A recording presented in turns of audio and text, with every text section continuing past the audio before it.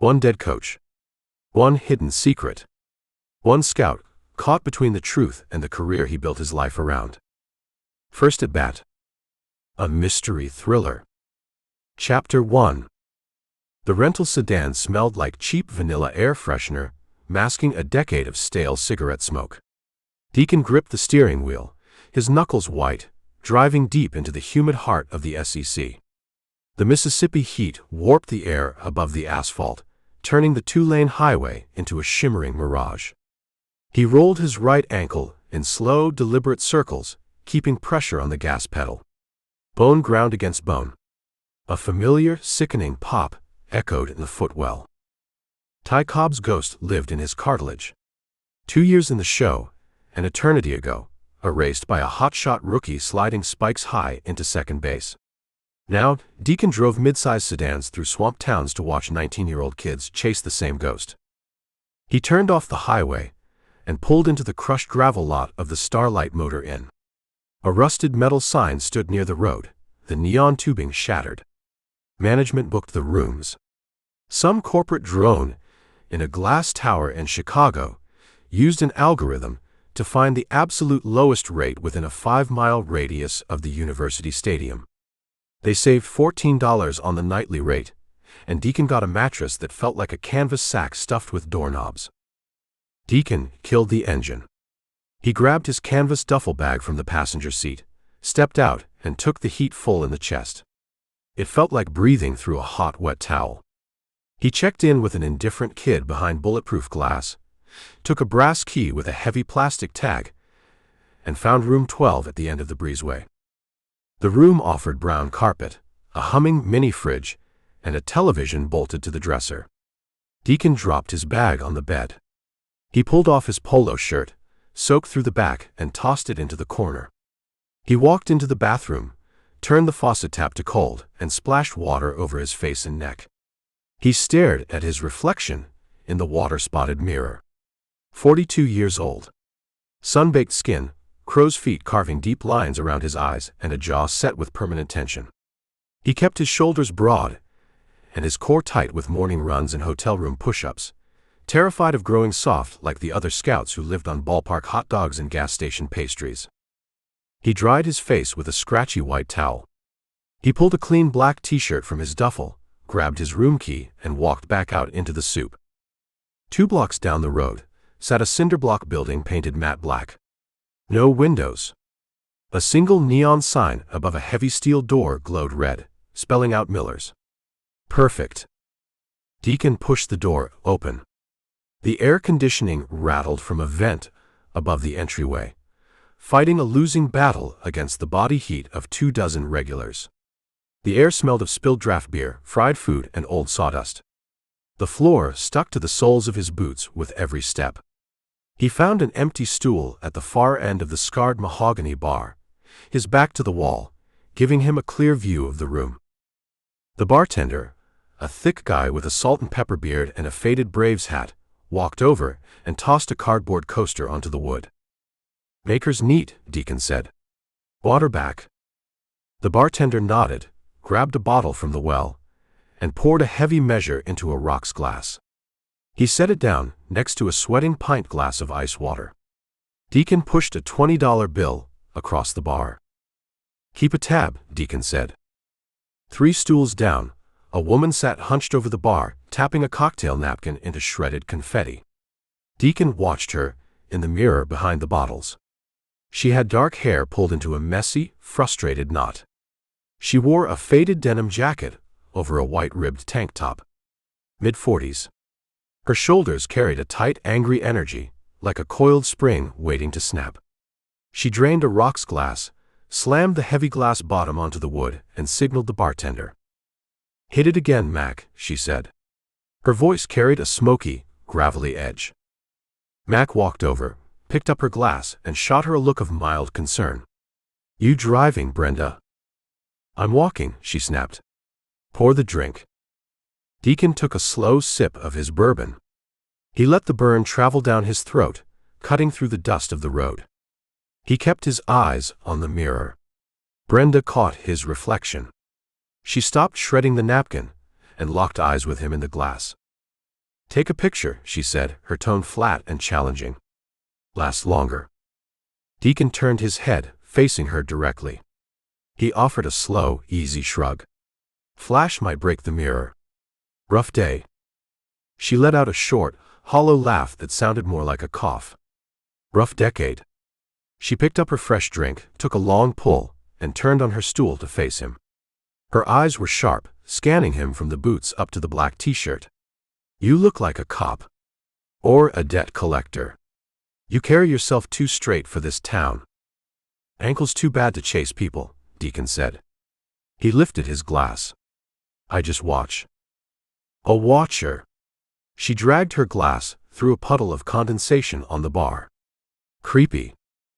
I watch college kids throw baseballs. Brenda stiffened. The shift in her posture was microscopic, but Deacon caught it. Her grip tightened on her glass. The knuckles went pale. She broke eye contact, staring down at the shredded napkin. Scout, she said. The word sounded like an insult in her mouth. I work for the front office. Management. They point a finger on a map. I fly there. I sit in the aluminum bleachers with a radar gun, and I write a report. A lot of broken dreams in those bleachers, she said. I just write the reports. I don't break the dreams. Brenda let out a heavy breath, dismissing the excuse. You people roll into town in your rental cars, promise these kids the moon, and then vanish when they blow out an elbow or twist a knee. You treat them like livestock. You sound like you speak from experience. I live in a college town, she deflected, waving a hand toward the door. You can't buy groceries around here without tripping over some booster in a golf shirt, screaming about the College World Series. It's a sickness. Whole town revolves around a diamond. Deacon slid his glass and his coaster down the bar, closing the gap between them. He took the stool next to hers. He smelled her perfume, something floral masking the sharp scent of whiskey and stale cigarette smoke lingering on her denim jacket. I'll drink to that, Deacon said. The game is a meat grinder. But it pays my tab. He gestured to Mac. Put her next round on my pile. Brenda looked at him, her defenses lowering a fraction of an inch. She had a striking face beneath the exhaustion. High cheekbones, a sharp jawline, and eyes that held zero illusions about the world. Deacon liked the angry ones. They didn't ask for promises they knew he wouldn't keep. They just wanted a distraction. I'm Brenda, she said, offering a hand. Deacon. He took her hand. Her grip was strong. Rough calluses sat at the base of her fingers. Not a woman who spent her days at a desk. So, Deacon, Brenda said, leaning an elbow on the bar. Who is management paying you to spy on this weekend? Can't say. Company policy. Bull. You're here for the Friday night starter. Everyone in town knows the scouts are swarming. She took another sip of her whiskey, her eyes narrowing. You think he has the stuff? I haven't seen him throw yet. Tape only tells half the story. Deacon watched her reaction. She cared too much about this conversation. A local townie wouldn't press a stranger for an evaluation of a pitcher. You a fan? I hate baseball, she said, her voice dropping a register. I hate the smell of the dirt. I hate the sound of the bats. I hate the coaches who think they own the players. Sounds like you know a specific coach. Brenda finished her drink. She set the glass down with a heavy thud. She stared at the empty bottom for a long moment, the anger radiating off her in waves. Then she looked up at Deacon. The fight seemed to drain out of her, replaced by a raw, naked exhaustion. You staying at the Starlight? She asked. Room 12. Second floor. Place has bedbugs, she said. She reached into her purse, pulled out a crumpled $5 bill, and tossed it on the bar for Mac. She slid off the stool, finding her balance with a slight sway. My central air works. And my sheets are clean. Deacon didn't hesitate. He stood up, tossed another 20 on the bar to cover his tab, and followed her toward the heavy steel door. No games. No intricate seduction. Just two adults needing to burn off the frustration of a humid Thursday night. The heat outside hit them like a physical blow. The air stood perfectly still. Brenda walked toward a dusty silver SUV parked under a flickering streetlight. Deacon followed, his bad ankle grinding with every step on the uneven pavement. "You want me to drive?" he asked. "I've got it," she said, unlocking the doors. Deacon climbed into the passenger seat. The interior smelled of old coffee cups and wet dog hair. Brenda cranked the engine and cranked the air conditioning to maximum. She threw the SUV into drive and peeled out of the lot, tires spitting loose gravel against the fender. They drove away from the campus, heading into a sprawling, older subdivision. The houses sat set back from the road, half hidden by massive weeping oak trees covered in Spanish moss. The lawns looked overgrown in the yellow glow of the streetlights. Brenda pulled into a cracked concrete driveway in front of a single-story brick ranch house. A basketball hoop with a missing net stood over the garage. She killed the engine. They sat in the dark for a second. "Messy divorce?" Deacon asked, nodding toward the house. 5 years ago. Still feels like yesterday." She gripped the steering wheel, staring at the front door. "He took the savings account. I kept the house. Bad trade." "Usually is." She turned to him, the anger back in her eyes mixed with something hungry. She reached across the console, grabbed the collar of his t-shirt, and pulled him in. Her mouth tasted like bourbon and desperation. Deacon kissed her back, sliding a hand into the hair at the nape of her neck. He felt the tension in her jaw, the rigid line of her spine. They broke apart. She popped her door open. "Inside," she said. Deacon followed her up the concrete walkway. She fumbled with her keys, unlocked the deadbolt, and pushed the front door open. The house felt stale. Framed photographs sat face down on a mantel above a brick fireplace. A stack of unopened mail covered the kitchen island. Brenda didn't offer it a tour. She dropped her purse on the floor, kicked off her shoes, and grabbed Deacon by the belt. She pulled him down a short hallway and into a dark bedroom at the back of the house. The moonlight cut through the wooden window blinds, casting stripes across a tangled, unmade bed. The hum of the central air conditioning drowned out the sound of the cicadas screaming in the trees outside. Brenda pulled off her denim jacket and let it drop to the carpet. She reached for the hem of her tank top. Deacon stripped off his shirt. He sat on the edge of the mattress to unlace his boots, favoring his right leg. Brenda noticed the thick, ugly ridge of scar tissue tracking up his right ankle. "That the ghost?" she asked. "That's the ghost," Deacon said, kicking the boot away. She stepped closer, straddling his good leg. She pushed him backward onto the mattress. Her hands were rough, her movements urgent and demanding. She didn't want romance. She wanted to erase the town, the ex-husband, and whatever coach had put that furious look in her eye at the bar. Deacon gave her exactly what she wanted. He let the heat of the room and the weight of her body push the corporate emails and the scouting reports out of his head. For a few hours in the dark, management didn't exist. The broken dreams in the bleachers didn't matter. There was just the friction of the sheets, the heavy breathing in the humid air, and the temporary relief of a stranger's bed. Chapter 2. Dawn broke through the wooden blinds in thin, dusty stripes. Deacon opened his eyes. The headache sat behind his temples, a dull throb born from cheap bourbon and dehydration. Brenda occupied the center of the mattress, wrapped in the fitted sheet. Her breathing sounded rhythmic and deep. She looked younger in the morning light, the anger stripped away by exhaustion. Deacon swung his legs over the side of the bed. His right ankle screamed. A sharp, burning ache shot up his calf. He planted his left foot first, bearing his weight, and stood. He gathered his clothes from the carpet. He pulled the black t-shirt over his head, buckled his belt, and carried his boots into the hallway. He let himself out the front door. The morning heat hit him, thick and wet. The sun hung low over the oak trees, painting the Spanish moss a bruised purple. He climbed into the rental sedan, cranked the engine, and drove back to the Starlight Motor Inn. Room 12 smelled worse in the daylight. Deacon stripped off his clothes and dug through his canvas duffel bag. He found a pair of mesh running shorts and a gray undershirt stained with old sweat. He sat on the edge of the lumpy mattress and laced up his running shoes.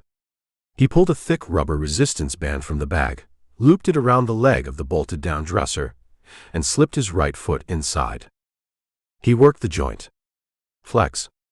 Extend. Rotate. Bone ground against scar tissue. He counted to 50, sweat beading on his forehead. He unlooped the band, grabbed his room key, and went back outside.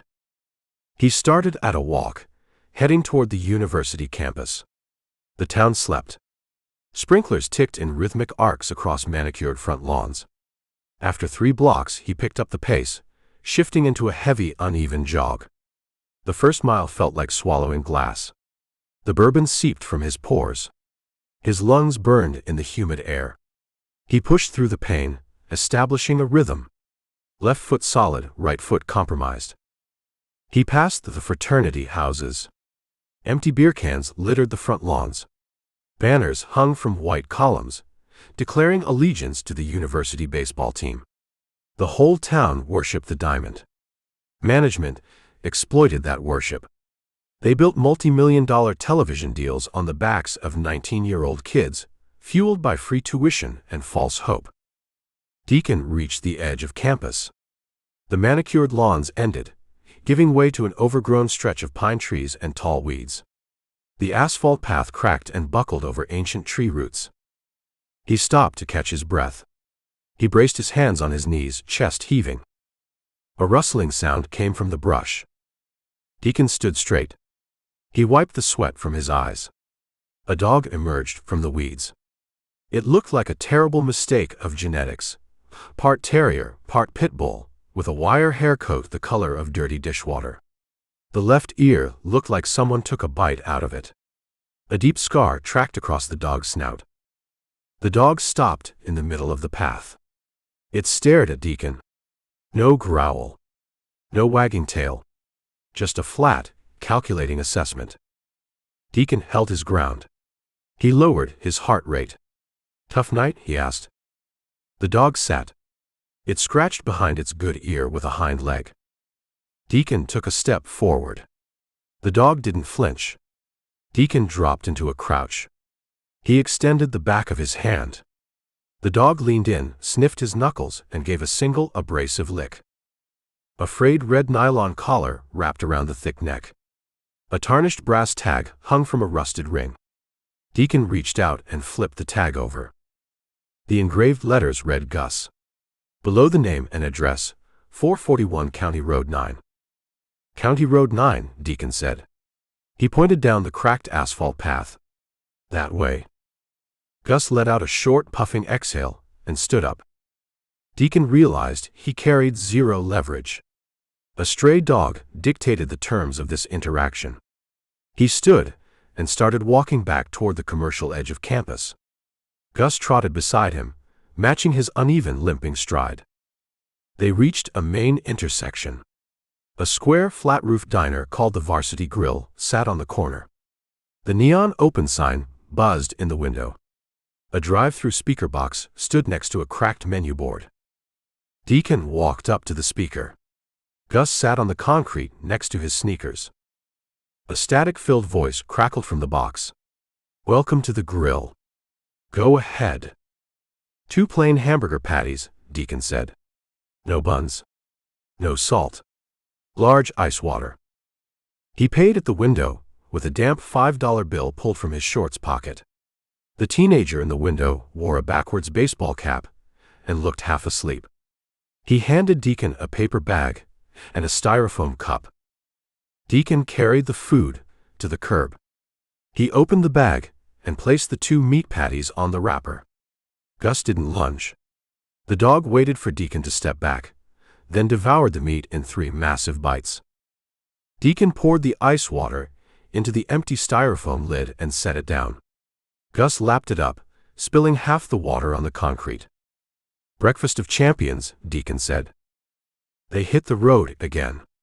County Road 9 stretched away from the campus, winding past auto body shops and abandoned strip malls. The humidity thickened.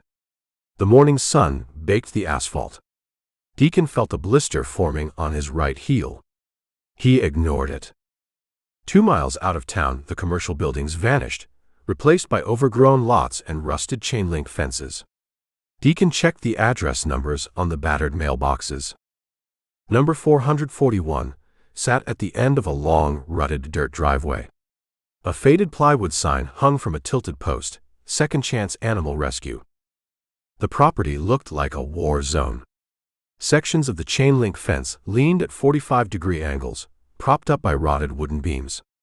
Corrugated tin sheets patched the holes in the wire. A chorus of barking erupted from a row of cinder-block kennels behind a dilapidated farmhouse. Deacon unlatched the front gate. The metal hinges screamed. A woman stepped out from behind the kennels. She wore mud-stained Carhartt overalls and a faded green t-shirt. Smudges of dirt covered her cheeks.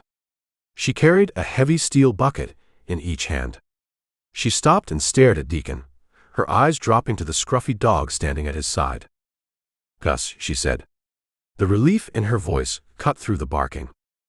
Gus let out a sharp bark and trotted over to her. He bumped his scarred head against her knee. She dropped the buckets. Water splashed over the dry dirt. She dropped to her knees and buried her hands in the dog's wiry fur. Deacon walked up the driveway. He stopped a few feet away, letting them have the moment. The woman looked up. She had bright, observant eyes and sun-bleached hair pulled back in a bandana. "Where did you find him?" "Edge of campus," Deacon said. "Near the frat houses." "He figures out the latches," she said. She stood up, wiping her hands on her overalls. "I use carabiners, bungee cords, zip ties. He chews through them or figures out the mechanism. He likes to roam." "He likes hamburgers," Deacon said. She offered a tired smile. "I owe you. I'm Miller." "Deacon." She sized him up. She looked at his sweat-soaked shirt, the thick scars on his knees and the pronounced limp. "You ran all the way from campus?" "Needed the miles." Miller picked up the steel buckets. "You want a glass of water? I have a hose in the back. Or, I can offer you tap water from a clean glass in the kitchen. Your pick." "Tap water sounds great." Deacon followed her toward the farmhouse. The porch steps sagged under his weight. The screen door hung by a single hinge. Inside, the house smelled of bleach and wet dog. Industrial bags of dog food stacked against the walls took up half the living room. Miller walked into the kitchen and filled a glass from the tap. She handed it to Deacon. He drained it in one long pull. "Place looks like it took a hit," Deacon said, setting the glass on the counter. Miller sighed. She leaned against the sink and looked out the window at the dilapidated kennels. "County cut our funding. The booster club at the university promised a donation, then funneled the money into a new video board for the outfield. We run on fumes and good intentions." Deacon looked through the window. He saw the rusted hinges, the sagging wire, the desperate need for basic hardware.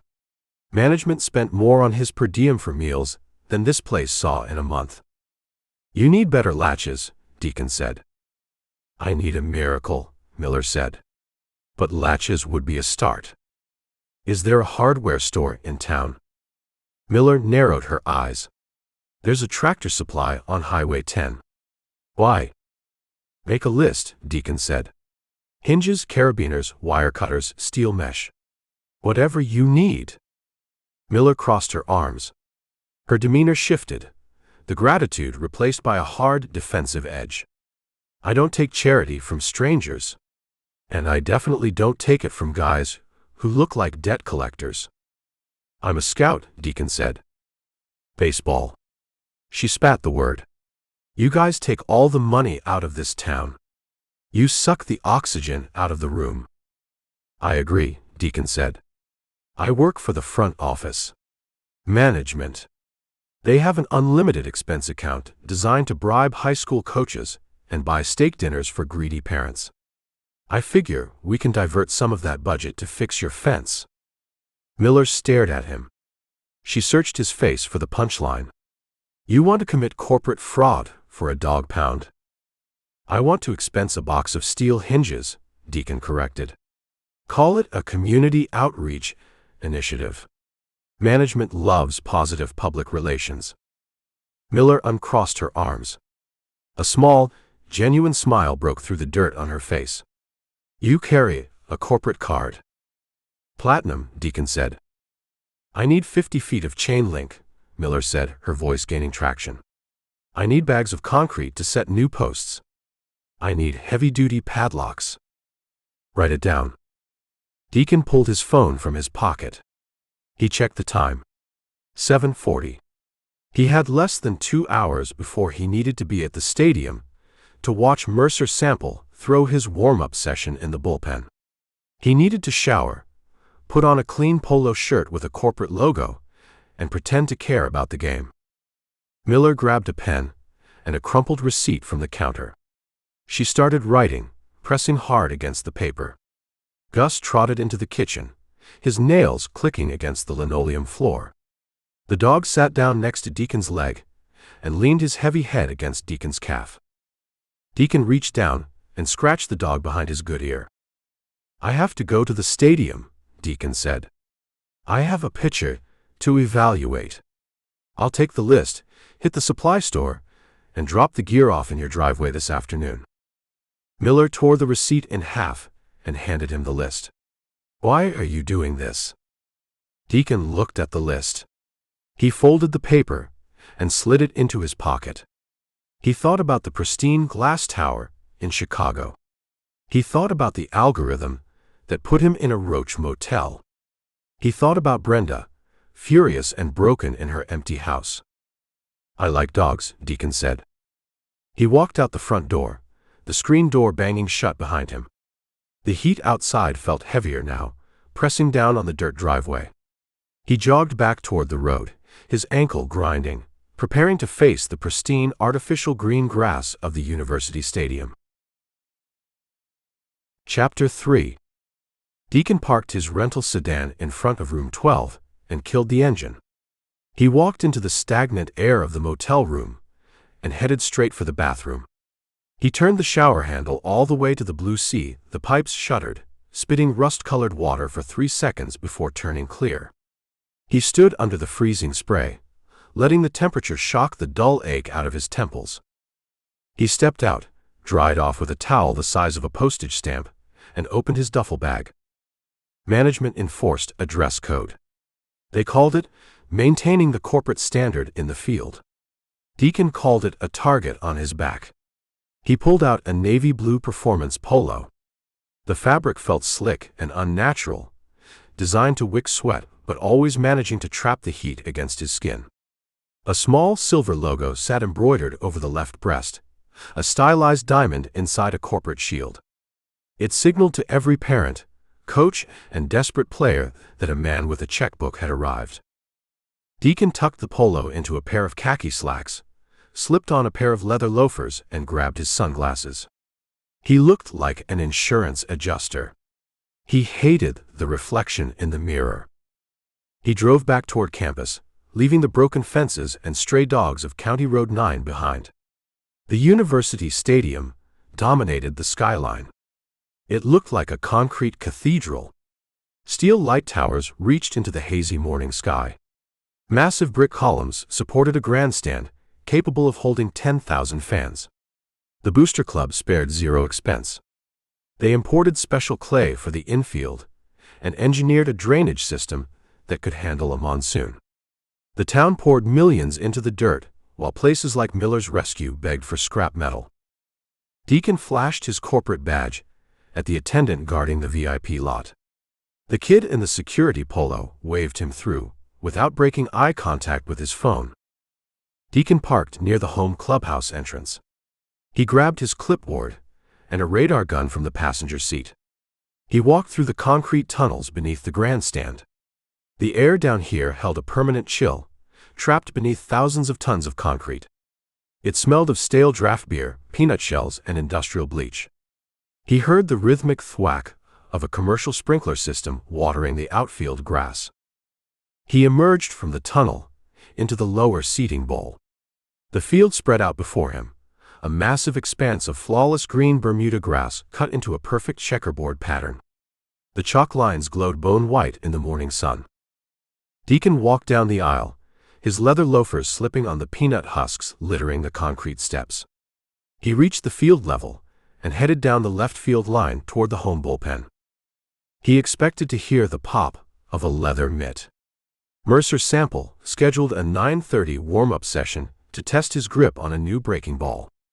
Deacon wanted to watch the kids' mechanics in an empty stadium, away from the adrenaline of a game day crowd.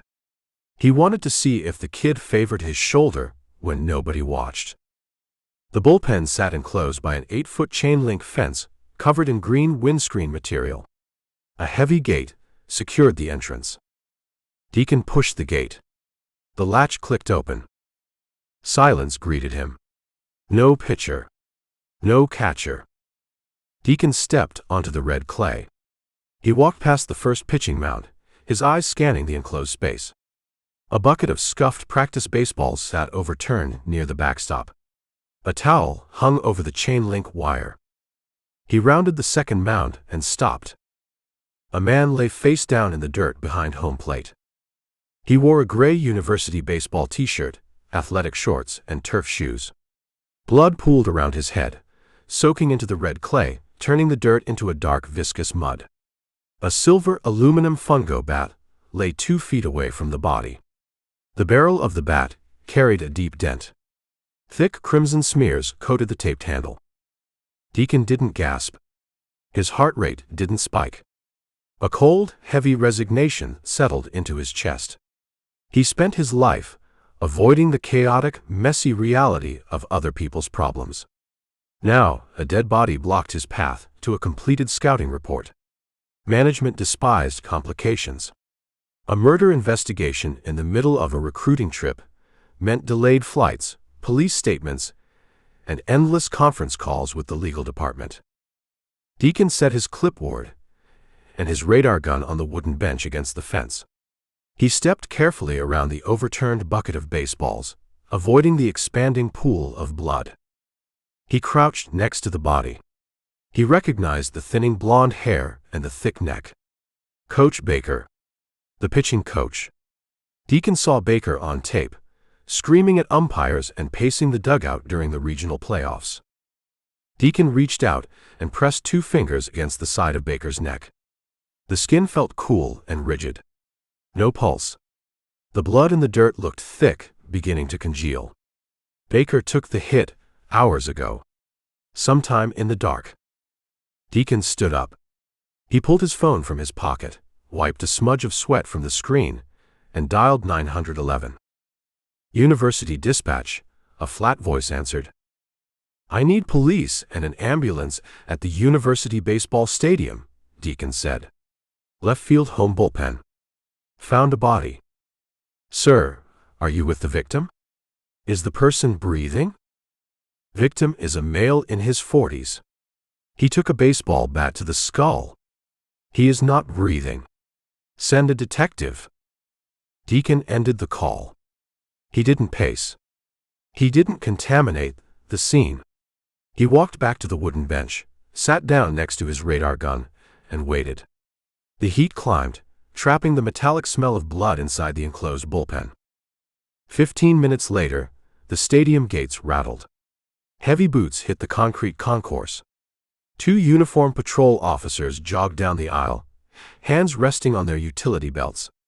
They pushed through the bullpen gate, took one look at Baker, and stopped in their tracks. One officer, a kid who looked fresh out of the academy, turned pale and stepped back toward the pristine outfield grass. The older officer pulled his radio. "Dispatch, we have a signal 30. Secure the stadium." Deacon remained seated on the bench. He kept his hands visible, resting on his knees. 10 minutes after the uniforms secured the perimeter, a man in a wrinkled brown suit walked through the gate. He carried a heavy, rolling gait, favoring his left hip. Sweat stained the collar of his white dress shirt. He chewed on an unlit wooden matchstick. The man stopped at the edge of the clay. He surveyed the overturned bucket, the aluminum bat, and the body. He didn't look shocked. He looked inconvenienced. He turned his attention to Deacon sitting on the bench. "You call it in?" the man asked. His voice carried a deep, localized drawl. "I did," Deacon said. The man reached into his suit jacket and produced a leather wallet. He flipped it open, revealing a gold shield. "Detective Powell. City Police. University lets us handle the homicides. They prefer to stick to underage drinking and parking tickets." Powell let the wallet snap shut and tucked it away. He walked over to the bench and stood towering over Deacon. He had sharp, assessing eyes hidden beneath heavy brows. He noted the corporate polo, the khaki slacks, and the leather loafers. "You don't look like grounds crew," Powell said. "I don't cut the grass," Deacon said. "So what are you doing in a locked stadium at 9:30 on a Friday morning?" Stadium wasn't locked. VIP gate was open. Bullpen gate was unlatched. Powell shifted the matchstick to the other side of his mouth. "You avoided the question." Deacon picked up his clipboard. He tapped the logo on his chest. "I work for the front office of a major league franchise. Management sent me to evaluate a pitcher." "A scout." Powell said the word like he tasted something sour. "You people are like buzzards, circling the town, waiting to pick the meat off these kids. We prefer talent evaluators." "You know the deceased?" Powell asked, gesturing toward the body with a thick finger. "I know his face from game tape," Deacon said. "Coach Baker. Handles the pitching staff. I never met the man in person." "Who were you coming to evaluate?" "Mercer Sample." Powell's expression tightened. A subtle shift in his jaw. Deacon caught it. In a town this size, the police department knew the roster better than the coaching staff. Mercer Sample represented a multi-million-dollar draft pick. The kid carried the weight of the town's ego on his right arm. "Sample throws on Fridays," Powell said. "Game day is tonight. Why are you here in the morning?" Sample scheduled a private bullpen session to test a new grip. "I came to watch the mechanics." Tape lies. The radar gun tells the truth. Powell walked away from the bench. He approached the body, being careful to keep his shoes out of the blood. He crouched down, studying the dented fungo bat. "Aluminum," Powell said, his back to Deacon. "Takes a serious swing to dent aluminum on a human skull. Fungo bats are light, used for hitting ground balls to the infield. You need velocity to do this kind of damage." "Takes anger," Deacon corrected. "Velocity breaks the skin. Anger leaves a dent." Powell stood up and turned around. He looked at Deacon with a renewed sense of interest. "You an expert on blunt force trauma?" "I evaluate swings," Deacon said. "I know how hard a man has to swing a bat to make it bend." A team of crime scene technicians arrived, carrying aluminum cases and cameras. They squeezed through the bullpen gate, breaking the quiet isolation of the scene. The flashbulbs started popping, casting harsh white light against the red clay. Powell pulled a small spiral notebook from his shirt pocket. He clicked a cheap plastic pen. "I need your full name, your hotel, and your contact information," Powell said. "You found the body. That makes you the star witness for the next 48 hours. "I have a flight out on Sunday morning," Deacon said. "Change it," Powell said. Deacon gave his information. He kept his answers short and direct. He watched Powell write the details in cramped, tight handwriting. Powell didn't ask about Deacon's morning run. He didn't ask about the stray dog or the trip to the hardware store. Powell operated on a narrow track, building a timeline around the baseball team. "Where were you last night?" Powell asked, his eyes still on the notebook. Deacon felt the trap closing. He spent the night in Brenda Reynolds' bed. Brenda Reynolds hated baseball. She hated the coaches.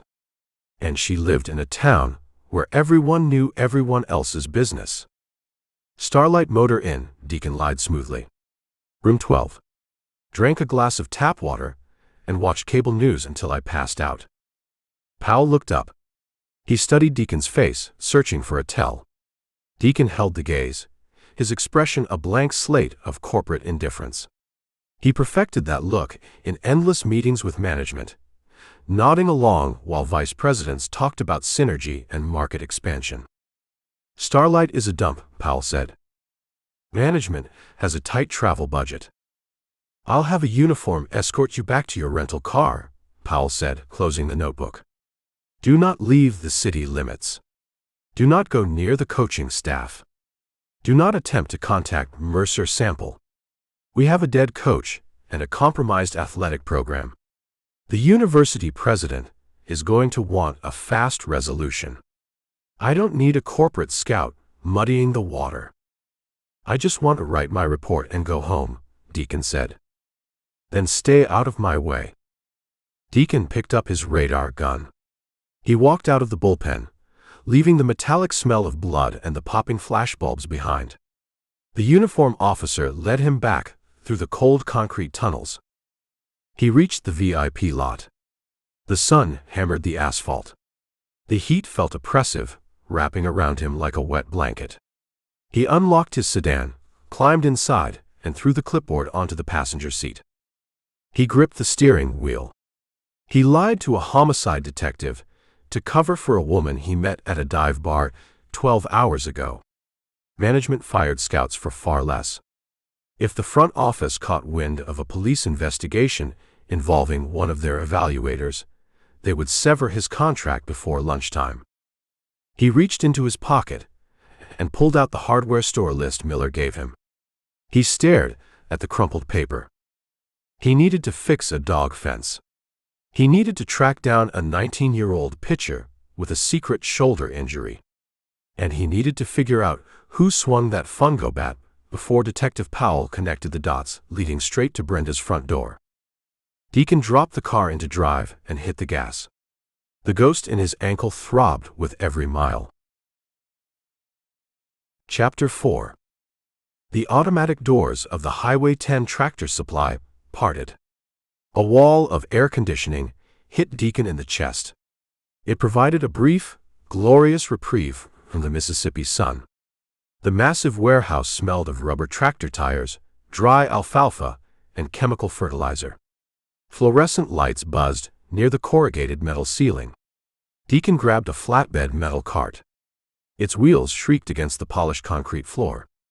He pushed it past rows of riding mowers and into the hardware aisle. He loaded 4 heavy bags of quick-set concrete onto the steel mesh. Each bag weighed 50 pounds. He felt a dull ache radiate from his right ankle with every lift. Ty Cobb's ghost reminded him of his limits. He ignored the ghost. He added a thick spool of braided steel wire, a cardboard box of heavy galvanized hinges, and 3 solid brass padlocks to the cart. He pushed the load to the front register. A teenager wearing a red vest and a bored expression scanned the items. Deacon pulled the matte black corporate card from his wallet. Management issued the card with strict rules. The employee handbook contained 50 pages detailing approved travel expenses. It also contained vague loopholes for local athletic program development. Deacon exploited those loopholes on a regular basis. He swiped the plastic. The machine beeped approval. Management bought the dog pound, the new fence. He drove the loaded sedan back down the rutted dirt path of County Road 9. The suspension groaned under the concrete. He parked near the leaning kennels. A symphony of barking erupted. Miller stepped out of the dilapidated farmhouse. She wiped her hands on her mud-stained overalls. She held a pair of rusted wire cutters. Deacon popped the trunk. Miller stopped walking. She stared at the bags of concrete. She looked at the shining brass padlocks sitting on the bumper. "You came back," Miller said. "I promised hardware," Deacon said. He hoisted a concrete bag onto his right shoulder. The damaged cartilage in his ankle compressed. A sharp line of fire shot up his calf. He locked his jaw, carried the bag to the broken fence line, and dropped it in the dirt. A cloud of gray dust plumed around his knees. He made 3 more trips. He handed Miller the plastic bag containing the hinges and the locks. Gus trotted around the corner of the house.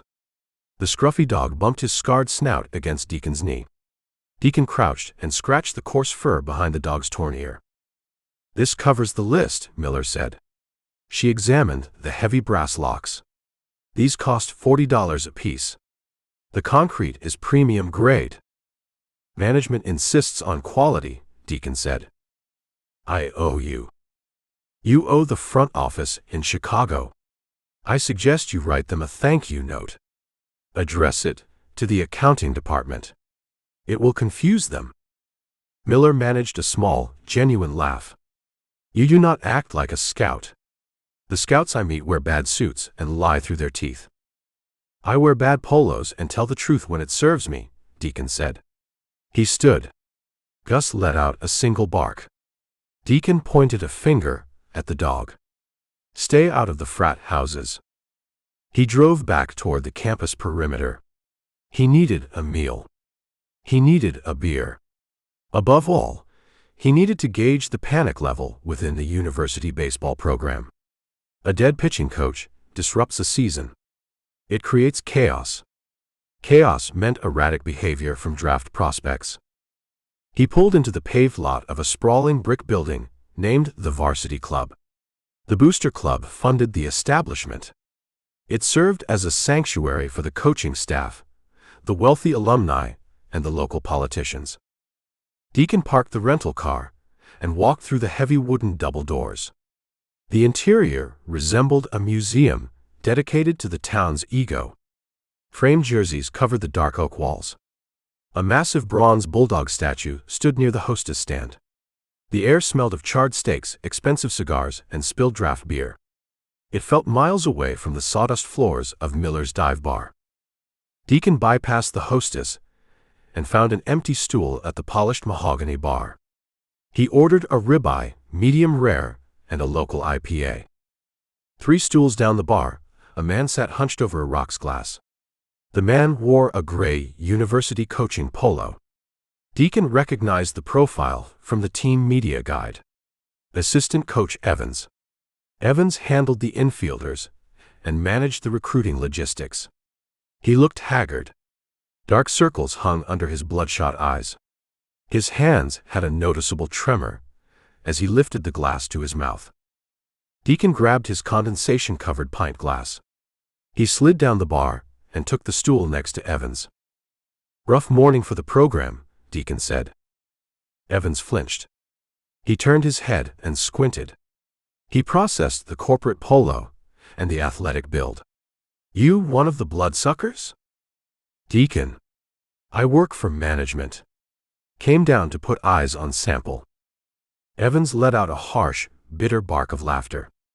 He drained the amber liquid in his glass and slammed it on the coaster. "You picked a hell of a day, Deacon.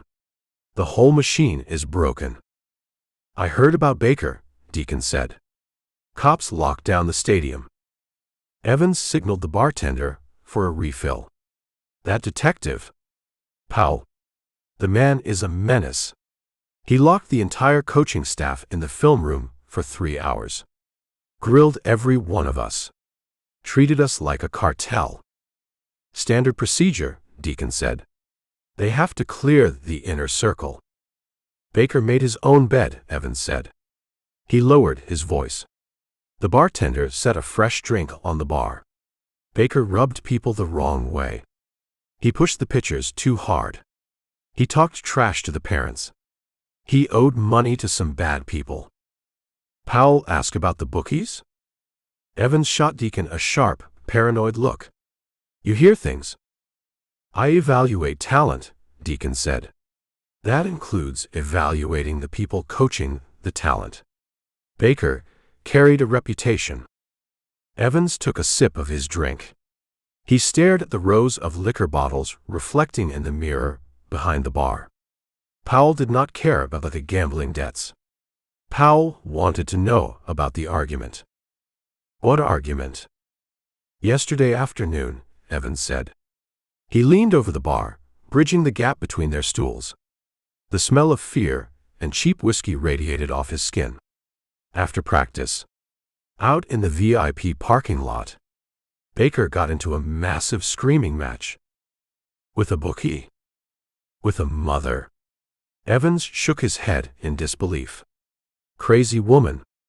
Hates the program. Hates the game. She marched right up to Baker's truck and screamed in his face.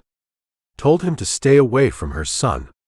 Told him she would kill him if he ruined her boy's arm. Deacon felt a cold, heavy knot form in his stomach. The ambient noise of the restaurant faded. Which player? Sample, Evans said. Mercer Sample. Kid is our ace. And his mother is an absolute lunatic. Deacon kept his face a blank, unreadable mask. He took a slow sip of his beer. He let the bitter hops wash over his tongue. You caught the name of this mother? Brenda Reynolds, Evans said. She kept her maiden name after the divorce. Lives over in the old subdivision past the highway. Powell took a whole page of notes on her. Said she moved to the top of the suspect list. Deacon set his beer on the cardboard coaster. He visualized the crumpled cocktail napkin on the mahogany bar. He pictured the faded denim jacket and the furious eyes. Brenda Reynolds. She despised scouts. She despised the coaches. She carried a profound, desperate anger. And Deacon spent the night in her bed. Evans kept talking. The words blurred together. Deacon blocked him out. He reviewed the timeline. He reviewed his own statement to Detective Powell in the bullpen. Powell asked for his location last night. Deacon lied. He claimed he sat in room 12 at the Starlight Motor Inn. He did it out of reflex. He did it to protect a stranger from the intrusive glare of a police investigation. Now that lie carried massive, undeniable weight. Brenda Reynolds owned a clear motive. She issued a public death threat against Coach Baker hours before someone caved his skull in with an aluminum bat.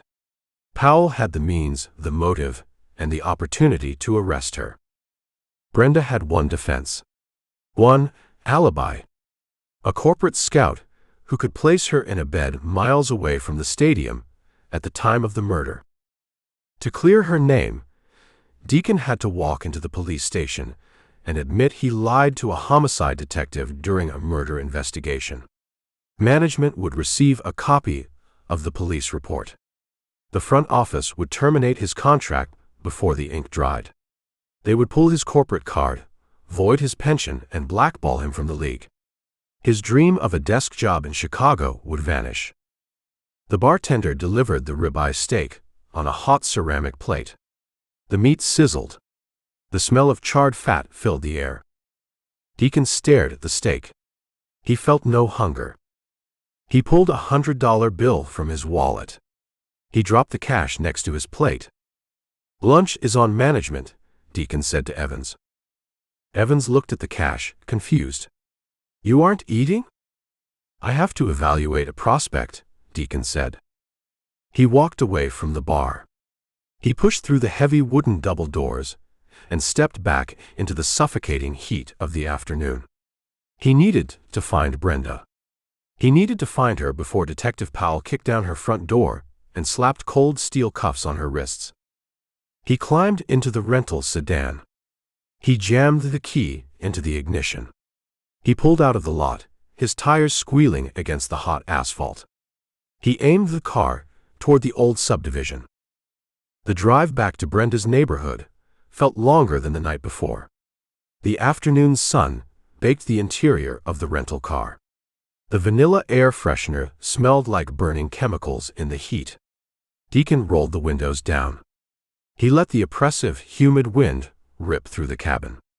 He needed the noise. He needed to clear the corporate calculations from his head. Management trained him to view every situation as an equation. A dead coach equaled a distracted prospect. A distracted prospect equaled a drop in draft stock. A drop in draft stock equaled a bargain for the front office.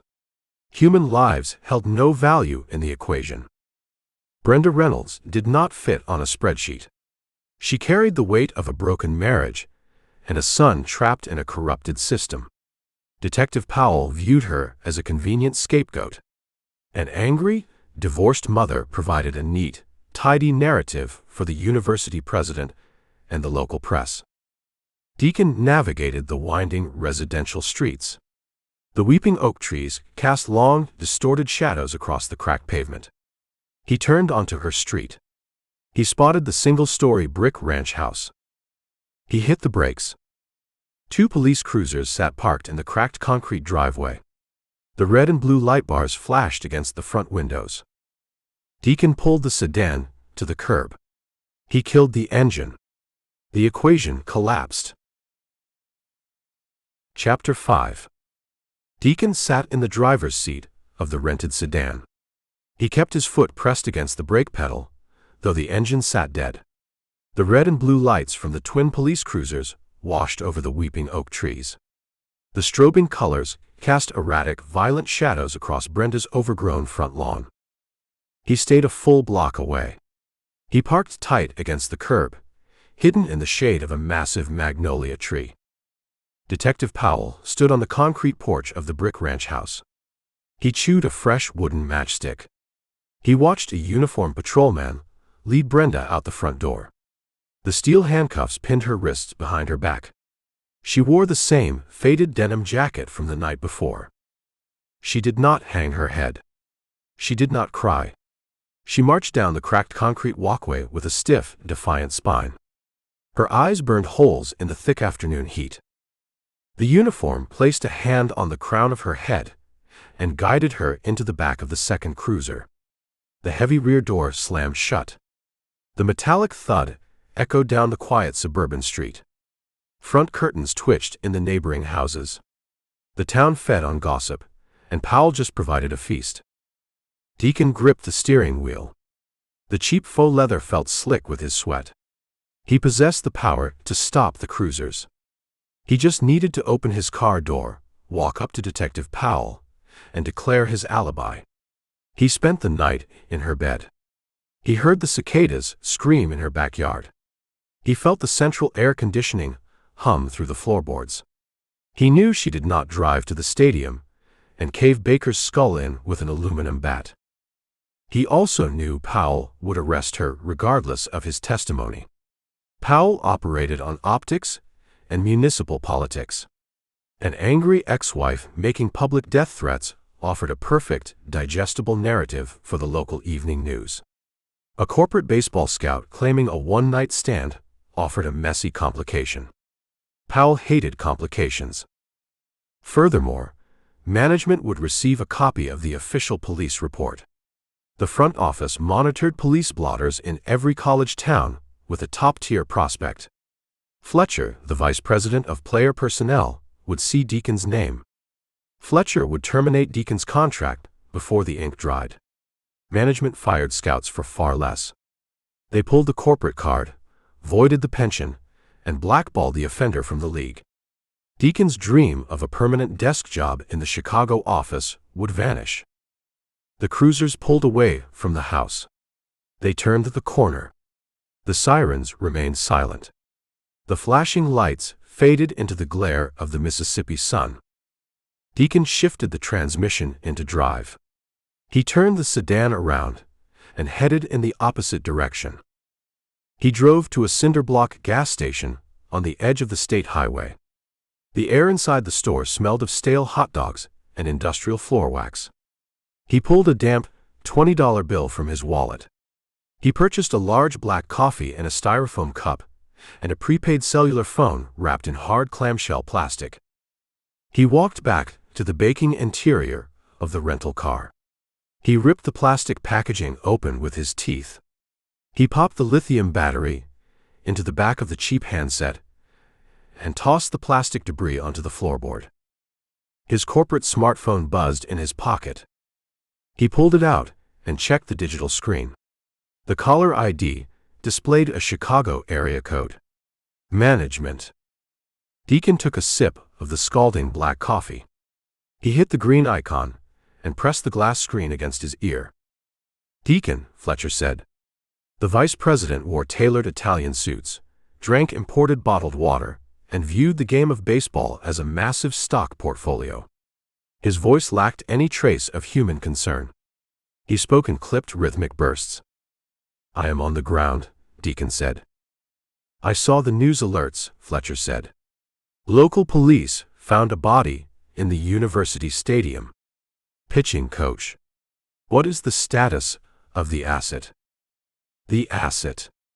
Mercer sample. A 19-year-old kid reduced to a line item on a corporate spreadsheet. The stadium is locked down, Deacon said. Cops canceled the morning bullpen sessions. Sample is off the field. I need eyes on him, Fletcher demanded. Our draft board hinges on his medial collateral ligament and his shoulder slot. The regional rumor mill says the tournament put severe strain on his arm. I need a medical evaluation, Deacon. I need to know if we are buying damaged goods. A man died, Fletcher. The team is in shock. The team is irrelevant. The player is the product. Get in front of him. Do not let the local drama infect your report. You evaluate the arm, you file the paperwork, and you catch the Sunday morning flight to the Cape Cod League. Am I clear? Crystal, Deacon said. Do not charge any more hardware to the corporate card, Fletcher added. Accounting flagged a Tractor Supply purchase this morning. You evaluate baseball players. You do not build farm equipment. The line went dead. Deacon tossed the corporate phone onto the passenger seat. He picked up his black coffee and took another burning sip. Fletcher expected a sterile, flawless evaluation. Powell expected the corporate scout to stay out of the police investigation. Brenda sat in a holding cell, waiting for the scout to save her.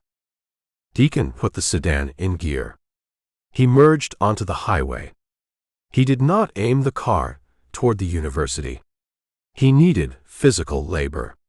He needed to burn the adrenaline out of his bloodstream before he made a catastrophic mistake. He drove down County Road 9. The commercial buildings vanished, replaced by overgrown lots and rusted chain-link fences. He spotted the leaning mailbox for number 441 and turned down the rutted dirt driveway. The Second Chance Animal Rescue looked worse in the afternoon sun. The heat beat down on the corrugated tin roofs of the cinder-block kennels. A chorus of barking erupted as the rental car tires crunched over the dirt. Deacon parked near the dilapidated farmhouse. He popped the trunk. Miller stepped out from behind the kennels. She wore her mud-stained Carhartt overalls and a faded green t-shirt. She carried a heavy wooden-handled shovel. Smudges of dirt and dried mud covered her cheeks. She stopped and stared at Deacon. She took in the pristine navy corporate polo, the khaki slacks, and the leather loafers. Gus trotted around the corner of the house. The scruffy dog bumped his scarred snout against Deacon's knee. Deacon reached down and scratched the coarse fur behind the dog's torn ear. You look like an insurance salesman, Miller said. She leaned the shovel against the side of the house. Management enforces a dress code, Deacon said.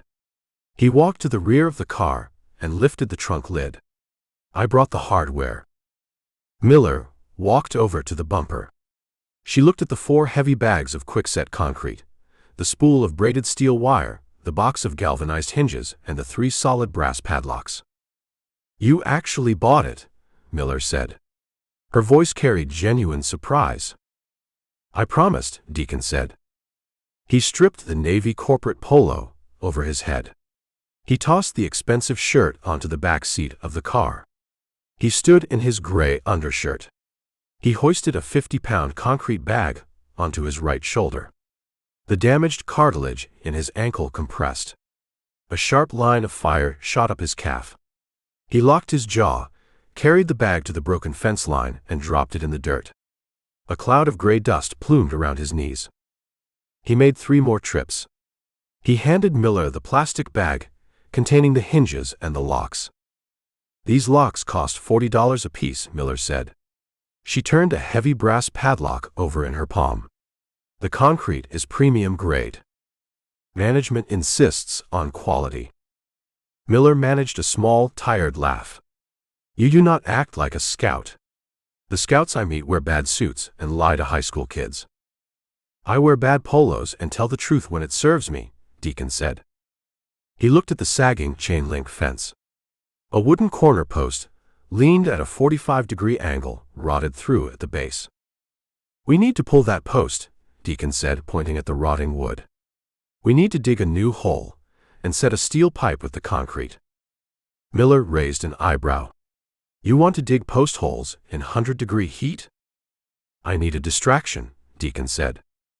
Miller did not argue.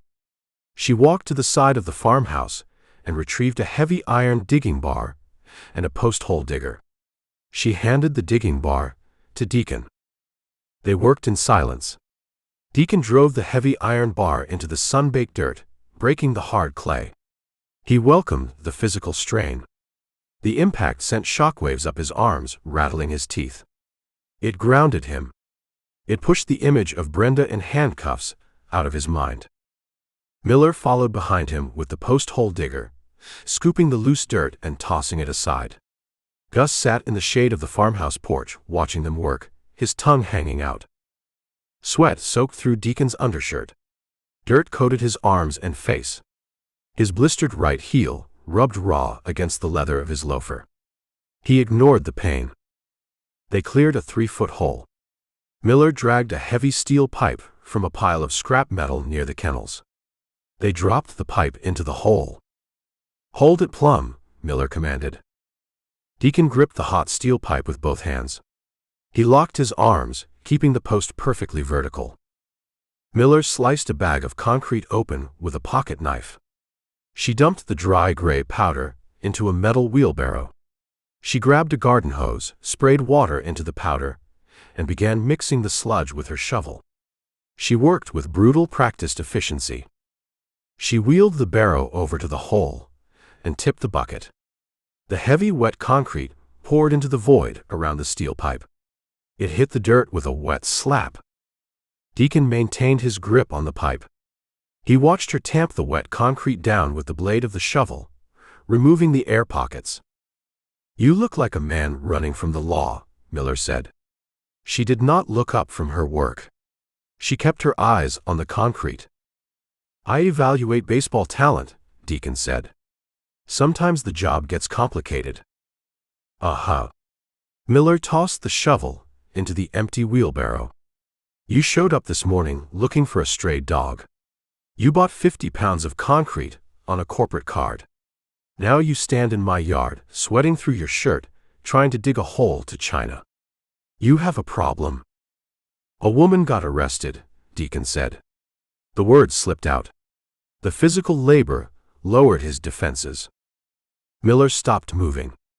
She leaned against the handles of the wheelbarrow. She studied his face. "A woman you know?" Miller asked. "A woman I met last night," Deacon clarified. "She did not commit the crime." "You possess proof." "I am the proof." Miller let out a long, slow whistle. She reached into her overalls, pulled out a red bandana, and wiped the sweat from her forehead. "You hold an alibi. But you refuse to give it to the police. If I walk into the precinct, management receives the police report. Management fires me. I lose my pension. I lose my career. So you let her take the fall." Miller stated the fact without judgment. She lived on the fringe of the town's society. She understood the cruel mathematics of survival. The detective investigating the case wanted her to take the fall, Deacon said. He needed a suspect. She provided a public motive. He locked her up to pacify the university boosters. "This town worships the diamond," Miller said. The boosters run the show. The cops just clean up the messes. Deacon let go of the steel pipe. The concrete held it firm. He stepped back and wiped his hands on his slacks, leaving long streaks of gray dust against the khaki fabric. I need to find the real motive, Deacon said. He formulated the plan as he spoke. The fog in his head cleared. The dead man ran an extortion ring. He squeezed his own pitchers for cash. He owed money to local bookies. The assistant coach spilled the details at a bar. You think a bookie killed him? I think the dead man pushed the wrong button, Deacon said. I need to get into his files. I need to find his ledger or his debt records. If I hand the detective the real killer, he lets the woman go, and my name stays off the police blotter. Miller picked up the hose. She turned the brass spigot and sprayed a stream of cold well water over her arms and face. She tossed the hose into the dirt. Gus trotted over and began lapping the water from the resulting mud puddle. The stadium is locked down, Miller said. Crime scene tape on every door. Uniforms in the parking lot. I know the architecture of modern stadiums, Deacon said.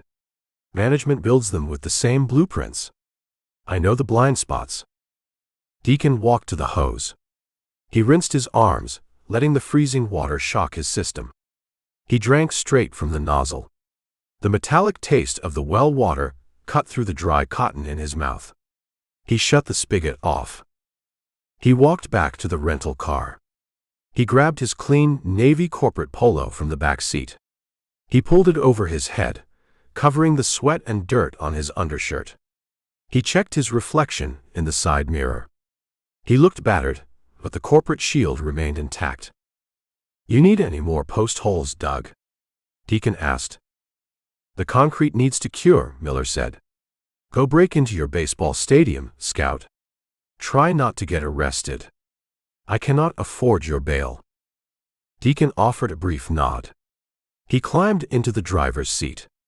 He turned the key, firing the engine. He dropped the car into gear and drove back down the rutted dirt driveway. The sun began its descent, turning the Mississippi sky the color of a bruised plum. Deacon aimed the sedan toward the commercial strip near the university. He needed to track down the asset. He needed to find Mercer's sample. Before he broke into a locked crime scene, he needed to know exactly what Coach Baker held over the kid's head. Chapter 6. Chapter 6. The sky turned a bruised, violent purple. Deacon navigated the rental sedan through the dense evening traffic. He aimed the car toward the champion's village. He needed to find Mercer's sample. He needed to uncover the leverage Coach Baker held over the young pitcher. He reached the perimeter of the athletic housing complex. A blockade of local news vans cluttered the visitor lot. Microwave antennas reached into the humid air. Bright halogen lights illuminated the manicured front lawn. Reporters held microphones facing camera lenses, feeding the constant hunger of the local news cycle. A dead coach in a university bullpen provided premium content. Deacon kept the transmission in drive. He steered the sedan past the chaotic scene. He avoided the glare of the television lights. Management hated public spectacles. The front office preferred quiet shadows and untraceable transactions. Deacon recognized the impossibility of a direct approach. The university administration locked their valuable gladiators behind steel doors and private security guards. No scout could breach that fortress tonight. Deacon circled the massive housing complex. He searched for a quiet exit. He found a service alley behind the cafeteria loading dock. 3 men pushed through a heavy steel door. They wore gray university coaching polos and dark athletic slacks. They carried heavy canvas duffel bags. Deep lines of exhaustion cut across their young faces. Deacon recognized the type. Graduate assistants. Video coordinators. Bullpen catchers. The invisible laborers of the baseball machine. They worked 100-hour weeks for poverty wages, chasing the delusion of a head coaching job. The three men piled into the cab of a rusted Ford pickup truck. The engine sputtered, caught, and idled with a rough rattle. The truck rolled out of the alley. Deacon followed the cracked red taillights. The truck left the campus district.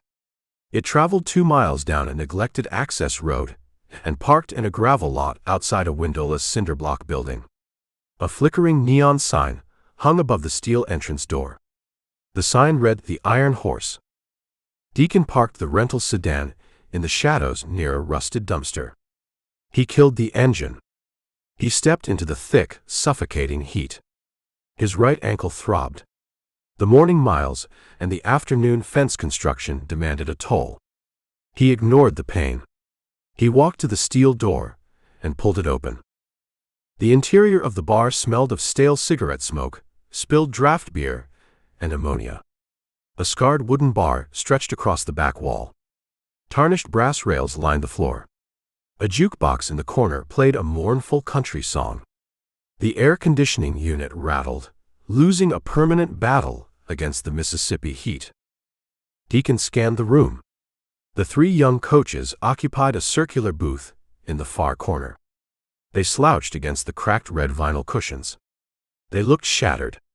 The violence of the morning stripped the arrogance from their shoulders. Deacon walked to the bar. He ordered 3 bottles of domestic beer and 3 shots of cheap whiskey. The bartender, an older man with a faded anchor tattoo on his forearm, loaded the drinks onto a round plastic tray. Deacon paid with a crisp $50 bill. He picked up the plastic tray. He walked across the sticky linoleum floor and approached the corner booth. The 3 coaches stopped talking. They stared at the approaching stranger. They noted the clean navy polo, the pressed slacks, and the leather loafers. They recognized the uniform of a corporate predator. "I come bearing pain relief," Deacon said. He set the plastic tray on the scarred wooden table. He placed a shot glass and a sweating beer bottle in front of each man. The coach on the left leaned forward. He had a thick neck and calloused hands. The media guide listed him as Clark, the bullpen catcher. "We hold no interest in talking to scouts. I evaluate talent for management," Deacon said. He pulled a wooden chair from a neighboring table. He took a seat, placing himself in their direct line of sight. "I evaluate the arms. I evaluate the minds. Right now, I want to evaluate the dead man in your bullpen." The coach in the middle let out a harsh, bitter laugh. He wore wire-rimmed glasses. "Hayes, the video coordinator." Baker took a swing at the wrong pitch. End of evaluation. "Drink the whiskey," Deacon suggested. Clark grabbed the shot glass. He threw the amber liquid down his throat. He chased the burn with a long pull from the beer bottle. The other 2 men followed the example. The alcohol hit their empty stomachs, loosening the tight knots in their shoulders. "Baker ran a dictatorship," Hayes said, wiping his mouth with the back of his hand. He treated the pitchers like disposable assets. He treated the coaching staff like garbage. "He got results," the third coach mumbled. He stared at the table. "He got results by breaking kids," Clark snapped, slamming his empty bottle onto a cardboard coaster. "He broke their confidence. He destroyed their mechanics. If a kid questioned his methods, Baker buried him on the bench. He ended careers for sport." Deacon watched their faces. The resentment ran deep. Baker created a toxic ecosystem, feeding on the fear of his subordinates. "I hear Baker carried heavy debts," Deacon said. He kept his voice flat. He offered no judgment. He presented a blank wall for them to bounce their secrets against. Hayes and Clark exchanged a nervous glance. The third coach looked away, focusing on the flashing lights of the jukebox. "Everyone in this town carries debt," Hayes said, dodging the direct statement. "Baker owed a specific class of creditor," Deacon pressed. Assistant Coach Evans mentioned a gambling habit. "I need the details. A murder investigation creates chaos." Chaos destroys draft stock. My front office wants to protect their investment. Clark reached for the center of the table. He peeled the label from his beer bottle. Baker bet the spread. College football. Pro hoops. He lost a fortune last winter. He owed the local bookies a massive sum of cash. The bookies operated out of the varsity club, Hayes added, lowering his voice to a hoarse whisper. The boosters run a shadow sportsbook in the back rooms. They take bets from the rich alumni. Baker got in deep with them. He borrowed money to cover his losses, then lost the borrowed money. Deacon processed the information. The varsity club. The wealthy boosters funded the stadium, bought the uniforms, and controlled the illicit gambling ring. They owned the town. They owned the team. How did a pitching coach plan to pay off a massive gambling debt? Deacon asked. Clark looked Deacon in the eye. The bullpen catcher carried a heavy burden of guilt. He witnessed the corruption every day and remained silent. The alcohol gave him the courage to confess. He squeezed the kids, Clark said. The words tasted like ash in his mouth. He ran an extortion racket. He called it draft insurance. Deacon leaned forward, resting his forearms on the sticky table. Explain. Baker targeted the premium draft prospects, Clark said. He targeted the kids with first-round grades. He dug into their lives. He found their weaknesses. A failed drug test. A bad academic record. A hidden injury. Baker found the dirt. And he charged them for his silence, Deacon finished the thought. Clark nodded. $10,000. $20,000. He demanded the cash from their future signing bonuses. He made them sign promissory notes. If a kid refused to pay the insurance fee, Baker threatened to leak the dirt to the scouting bureaus. He threatened to tank their draft stock. He weaponized his authority, Hayes said. He turned his coaching position into a collection agency for the varsity club. Deacon felt a cold, hard clarity settle into his mind. The puzzle pieces snapped into a rigid formation. Baker extorted his own players to cover his gambling losses. He targeted Mercer Sample, Deacon stated. He presented it as a fact, leaving no room for denial. Clark flinched. The bullpen catcher rubbed his face with his calloused hands. Sample was the golden goose. Projected top 10 pick. Multi-million-dollar bonus. What did Baker hold over his head? Deacon asked. The regionals, Clark whispered. Third inning against State. Sample threw a slider. I caught the pitch. I saw the wince. I saw his elbow drop a sliver of an inch. Sample tore his rotator cuff. A minor tear, Hayes interjected, defending the player. He can pitch through the pain. He just needs a cortisone shot and rest. A tear requires an MRI, Deacon corrected, stripping away the delusion. An MRI creates a medical record. A medical record drops a top 10 pick into the third round. It costs the kid millions. Baker knew, Clark said. Baker saw the wince. He pulled Sample into his office after the game. He told the kid he would order a mandatory medical scan unless Sample paid him $10,000 from his bonus. He told Sample to keep pitching through the pain to secure the regional championship. Deacon understood the rage of the mother now. Brenda Reynolds confronted a monster. She learned about the extortion. She learned a corrupt coach intended to force her son to shred his own arm for a gambling debt. She marched into the parking lot and screamed her fury into Baker's face. Detective Powell witnessed the confrontation, or heard about it from the staff, and built a murder case around a mother's desperate anger. Deacon needed physical evidence. He needed proof of the extortion to hand to the corrupt detective. A man running a complex extortion ring keeps records, Deacon said. He tracks his income. He tracks his debts to the varsity club. Where did he keep the files? Hayes shook his head. He left no paper trail on the computers. He refused to use the university network. He used a physical ledger, Clark said. A black leather book. He wrote everything down with a fountain pen. He bragged about it when he drank. He called the book his retirement fund. Deacon locked eyes with the bullpen catcher. "Where is the book?" "He carried it in his equipment bag," Clark said. A heavy black canvas duffel.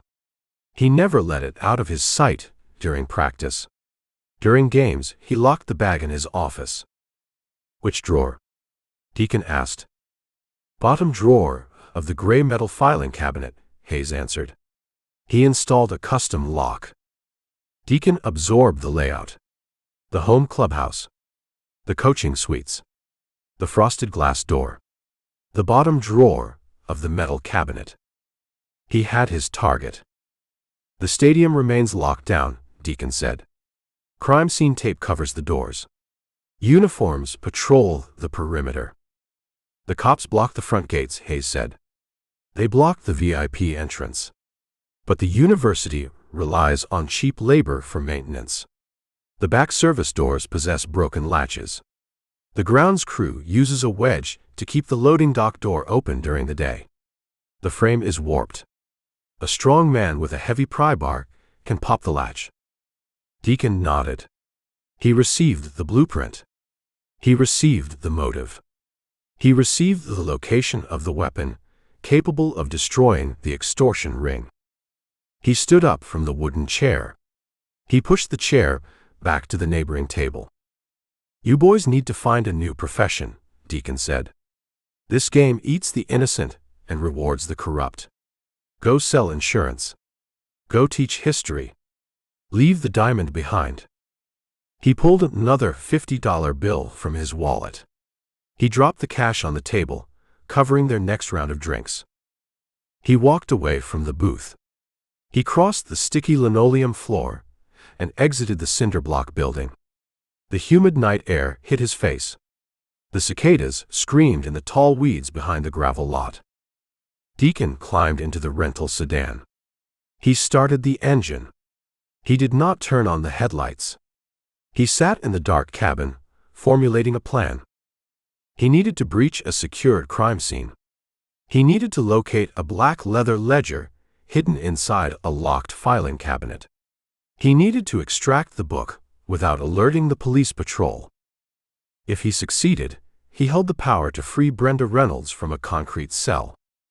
If he failed, he joined her in the county jail, and management erased his name from their corporate records before the sun rose. Deacon dropped the car into gear. He steered the sedan out of the gravel lot, heading toward the dark silhouette of the university stadium. He embraced the shadows. Chapter 7. Deacon parked the rental sedan behind a line of rusted dumpsters in a gravel lot a half-mile from the university stadium. He killed the engine. The Mississippi heat, trapped inside the cabin, wrapped around his throat like a damp wool blanket. He reached into the passenger footwell and retrieved a heavy steel tire iron from his canvas duffel bag. He stepped out of the car. The night air offered zero relief.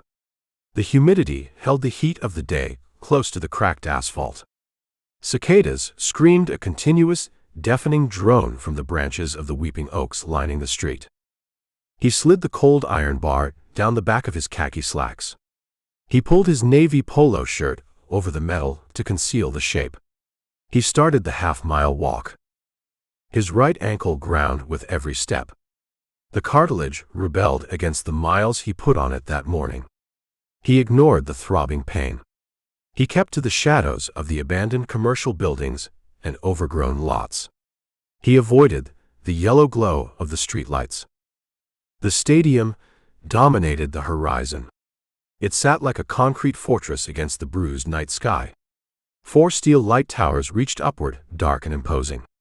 Yellow crime scene tape fluttered in the stagnant breeze across the main wrought iron gates. 2 city police cruisers sat parked near the ticket office. The officers sat inside with the engines idling, relying on the air conditioning and ignoring the rear perimeter. Deacon skirted the edge of the manicured VIP parking lot. He moved toward the service access road. He knew the anatomy of these monoliths. The front entrances featured polished brick and high-definition security cameras to impress the wealthy alumni. The rear loading docks featured neglected maintenance and underpaid wage workers. He reached the back concrete wall. A row of massive corrugated steel roll-up doors lined the loading bay. A standard metal personnel door sat recessed in a brick alcove near the corner. Deacon approached the alcove. He pressed his back against the rough brick. He listened. The drone of the cicadas faded, replaced by the low mechanical hum of industrial refrigeration units housed inside the stadium. No footsteps. No radios. He turned to the personnel door. The graduate assistants at the dive bar provided accurate intelligence. The concrete foundation exhibited a major crack running up the wall. The shifting earth pulled the steel doorframe out of alignment. A half-inch gap existed between the heavy metal door and the strike plate. Deacon pulled the tire iron from his waistband. He wedged the flattened steel tip into the gap, positioning it directly over the latch. He clamped his hands on the iron shaft. He braced his left shoulder against the brick wall. He drove his weight downward. Metal shrieked against metal. The heavy steel door bowed outward under the pressure. Deacon jammed his hip against the iron bar, maximizing the leverage. The latch cleared the warped strike plate. The door popped open with a heavy thud. Deacon caught the handle before the door swung wide. He slipped the tire iron back into his waistband. He stepped over the threshold and eased the heavy door shut. It latched with a solid click, sealing him inside the belly of the stadium. Absolute darkness surrounded him. The air temperature dropped 10 degrees. The subterranean tunnels smelled of damp concrete, spilled draft beer, and the sharp tang of industrial bleach. He stood motionless for 2 full minutes. He let his eyes adjust. Faint red exit signs mounted on the ceiling cast pools of bloody light onto the scuffed linoleum floors. He moved down the corridor. He placed each foot heel first to deaden the sound of his leather loafers. He navigated by memory and instinct.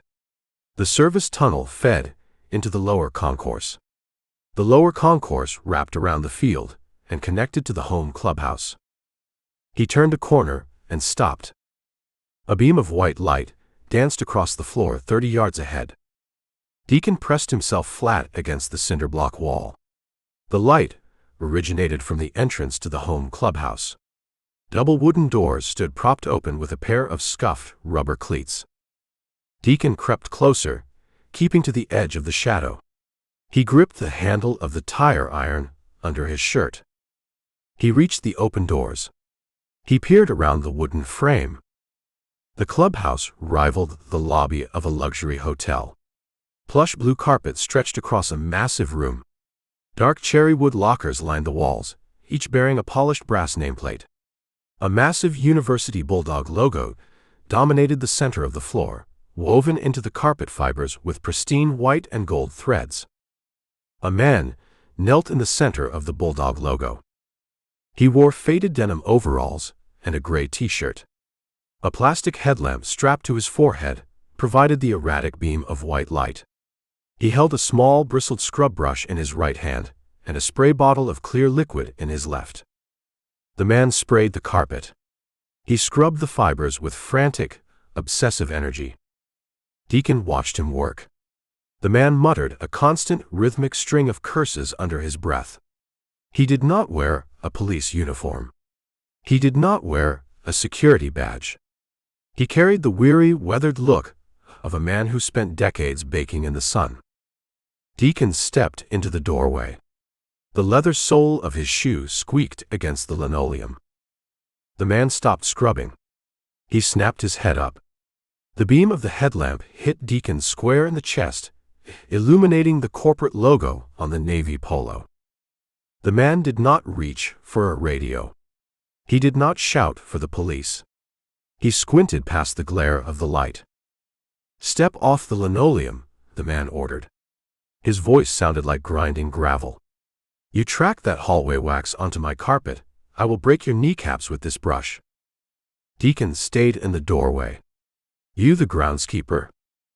Tucker, the man said. He pointed the spray bottle at Deacon. Head of turf management. I keep the Bermuda grass green. I keep the clay dry. I keep the dirt off the carpet. And you stand in my clubhouse. The police locked the stadium down. The police wear heavy black boots, Tucker spat. He wiped his forehead with the back of a calloused hand. 10 cops trampled through here this morning. 10 cops walked through the bullpen clay, tracked the red dirt up the tunnel, and ground it right into the white threads of my bulldog. Animals. They show zero respect for the facility. You clean the carpet at midnight. I clean the carpet before the stain sets, Tucker said. He went back to scrubbing the floor. The bristles tore at the blue fibers. Stains become permanent after 24 hours. Management refuses to authorize the budget for a replacement rug. They claim a dead coach takes priority over facility maintenance. Deacon recognized a kindred spirit. Tucker operated on a singular track. The groundskeeper cared nothing for the murder, the police, or the draft prospects.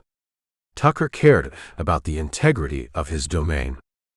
I need to access the coaching suites, Deacon said. Tucker paused. He shifted his weight on his knees. He angled the headlamp away from Deacon, casting the beam toward the short hallway leading to the offices. Crime scene tape on the third door, Tucker said. Baker's office. The detective told me to stay away from it. Told me it was federal property now. Or state property. Cops talk a lot of garbage. I need 5 minutes inside that room. Tucker stood up. He unhooked the spray bottle from his overalls and dropped it into a plastic bucket near his boots. He walked toward Deacon, closing the distance. The man smelled of fertilizer and stale tobacco. He looked at Deacon's leather loafers. Soft soles, Tucker noted. No cleats. No mud. I wiped my feet in the parking lot. Baker was a parasite, Tucker said. The statement hung in the cold, conditioned air of the clubhouse. He spit sunflower seeds on the dugout floor. He dumped his coffee in the bullpen dirt. He ruined the pH balance of the clay. A man who disrespects the dirt deserves whatever hits him in the dark. I plan to disrespect his office, Deacon said. Tucker offered a grim, satisfied nod. He reached into his bucket and pulled out a heavy ring of brass keys. He tossed them to Deacon. Master set, Tucker said. Unlocks the deadbolts. I go back to scrubbing my carpet. I hear nothing over the sound of my brush. Leave the keys on the bench when you finish. Deacon caught the heavy metal ring. I appreciate the blind eye, Tucker. Tucker dropped back to his knees in the center of the logo. He resumed his frantic scrubbing. Stay off the white threads. Deacon walked around the edge of the massive bulldog. He headed down the short, dark hallway. 4 doors lined the corridor. He stopped in front of the third door. A frosted glass pane bore the stenciled black lettering, R. Baker, pitching coach. Thick yellow crime scene tape stretched across the doorframe, sealing the gap between the wood and the jamb. Deacon pulled a pocket knife from his slacks. He slid the sharp blade behind the tape. He sliced it down the center of the jamb. The cut severed the adhesive without tearing the plastic ribbon. He sorted through Tucker's brass ring. He found the master key, slid it into the deadbolt, and turned it. The lock disengaged. He pushed the door open, stepped inside the pitch-black office, and shut the door behind him. He stood in the dark. The air in the room felt stale and heavy. The scent of cheap cologne and old leather hung in the stagnant space. Deacon pulled his prepaid cellular phone from his pocket. He pressed the power button. The cheap plastic screen flared a bright, harsh white. He used the glow to illuminate the room. The office reflected the chaos of the man who occupied it. Stacks of paper covered the heavy oak desk. Empty coffee cups littered the floor. A cracked leather office chair sat pushed against the far wall. A gray metal filing cabinet stood in the corner. 4 drawers. Deacon crossed the room. He grabbed the handle of the bottom drawer and pulled. The metal clanked against a solid latch. A small circular push-button lock secured the drawer face. A custom job. He did not possess a lock-picking kit. He possessed a tire iron. He pulled the heavy steel bar from his waistband. He wedged the flattened tip under the top lip of the bottom drawer. He braced his left hand on the top of the filing cabinet to steady the metal frame. He gripped the tire iron and threw his weight downward. The thin metal of the cabinet buckled. A loud screech echoed in the small office. Deacon froze. He listened. From the hallway, he heard the rhythmic scratching sound of Tucker's scrub brush against the carpet. The groundskeeper kept his word. Deacon applied more pressure. The internal locking bar snapped with a sharp crack. The drawer popped open an inch. He tossed the tire iron onto the carpet. He grabbed the handle and yanked the drawer open.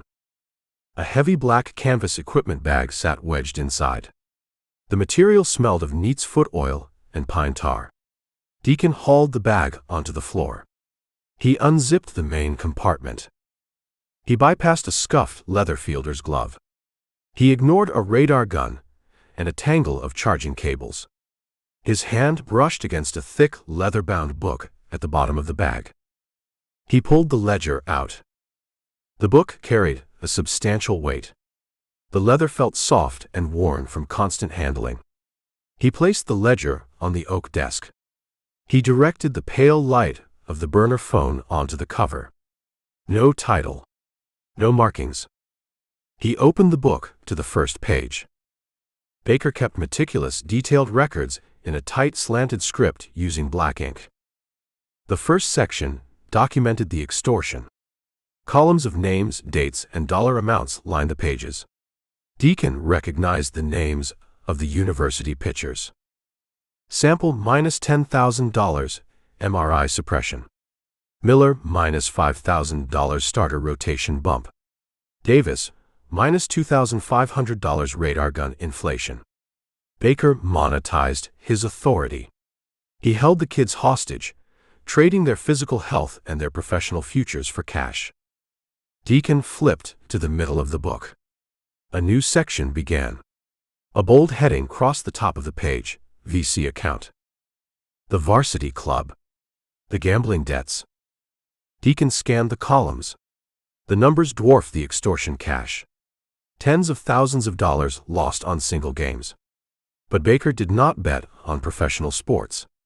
The dates and the opponents matched the university's own baseball schedule. Deacon traced a finger down a page from April. April 14th. Conference Series Opener. Sample starts. VC line, University minus 2.5 runs. Bet, opponent plus 2.5. Wager, $15,000. Result, win. The truth hit Deacon like a physical blow to the chest. Baker paid Mercer Sample to hide a torn rotator cuff. Baker forced the kid to pitch through agonizing pain. A pitcher with a shredded shoulder loses velocity and drops his release point. The pitcher gives up runs. Baker orchestrated the failure. Baker bet against his own injured pitcher to cover the point spread. He shaved points to steal money from the varsity club. Deacon turned to the final page of the book. Baker listed his remaining balance: $120,000. The varsity club cut him off. They demanded the cash. A final note sat scrawled in the margin, written in frantic, hurried ink. Met with Powell. Showed him the retainer records. Told him to back the VC off, or I burn the whole club down. Deacon stared at the name. Powell. Detective Powell caught the homicide case. Detective Powell possessed the authority to steer the investigation away from the Booster Club. Detective Powell arrested Brenda Reynolds to create a convenient disposable scapegoat. The heavy thud of a closing car door echoed through the concrete walls of the stadium. Deacon killed the phone screen. Plunged into total darkness, he grabbed the heavy ledger and shoved it down the back of his slacks. Heavy boots hit the linoleum in the service tunnel, marching fast toward the clubhouse doors. Chapter 8. Deacon stood in the pitch-black office. His spine pressed flat against the cinder-block wall. The heavy leather ledger dug into his lower back, wedged tight beneath the waistband of his slacks. In the corridor, heavy boots struck the linoleum. The sharp, rhythmic footfalls echoed through the concrete space. A bright beam of white light swept past the frosted glass of the office door. Deacon gripped the cold steel of the tire iron in his right hand. He held his breath. "Hey," a harsh voice barked from the hallway. The boots stopped. "Step off the white threads," Tucker commanded. The groundskeeper's voice sounded like crushed gravel. "This is a secured crime scene," the new voice countered. A city patrol officer. Young, arrogant, full of artificial authority. "Put the brush down and show me some identification." "I wear a uniform with my name stitched on the chest," Tucker said. "You stand on a $10,000 custom carpet with mud on your boots. Back up." "I need to check these doors," the officer insisted. "Check them from the blue carpet," Tucker snapped. "You track that red clay across the bulldog. I take this scrub brush to your face." The argument escalated. Voices echoed and bounced off the hard walls. The officer shifted his focus, engaging in a pointless turf war with a stubborn old man. Deacon seized the distraction. He gripped the brass doorknob. He turned the metal mechanism. He eased the heavy wooden door open. The hinges remained silent. He slipped into the dim hallway. The glare of the officer's flashlight pointed toward the center of the clubhouse, illuminating Tucker on his knees. Deacon kept his back to the wall. He moved in the opposite direction. He placed his leather loafers on the floor with deliberate care, rolling his weight from heel to toe. He reached the end of the short corridor. He turned the corner, entering the main service tunnel. He broke into a sprint. He ignored the sharp, grinding pain in his right ankle. He reached the steel personnel door. He pushed the heavy push bar. The door swung open, hitting the exterior brick wall with a dull thud. The Mississippi night air hit his face. The heat felt like a physical weight. The cicadas resumed their deafening scream from the oak trees. Deacon closed the steel door behind him. He heard the latch catch. He jogged across the loading bay. He ducked into the overgrown weeds of the vacant lot.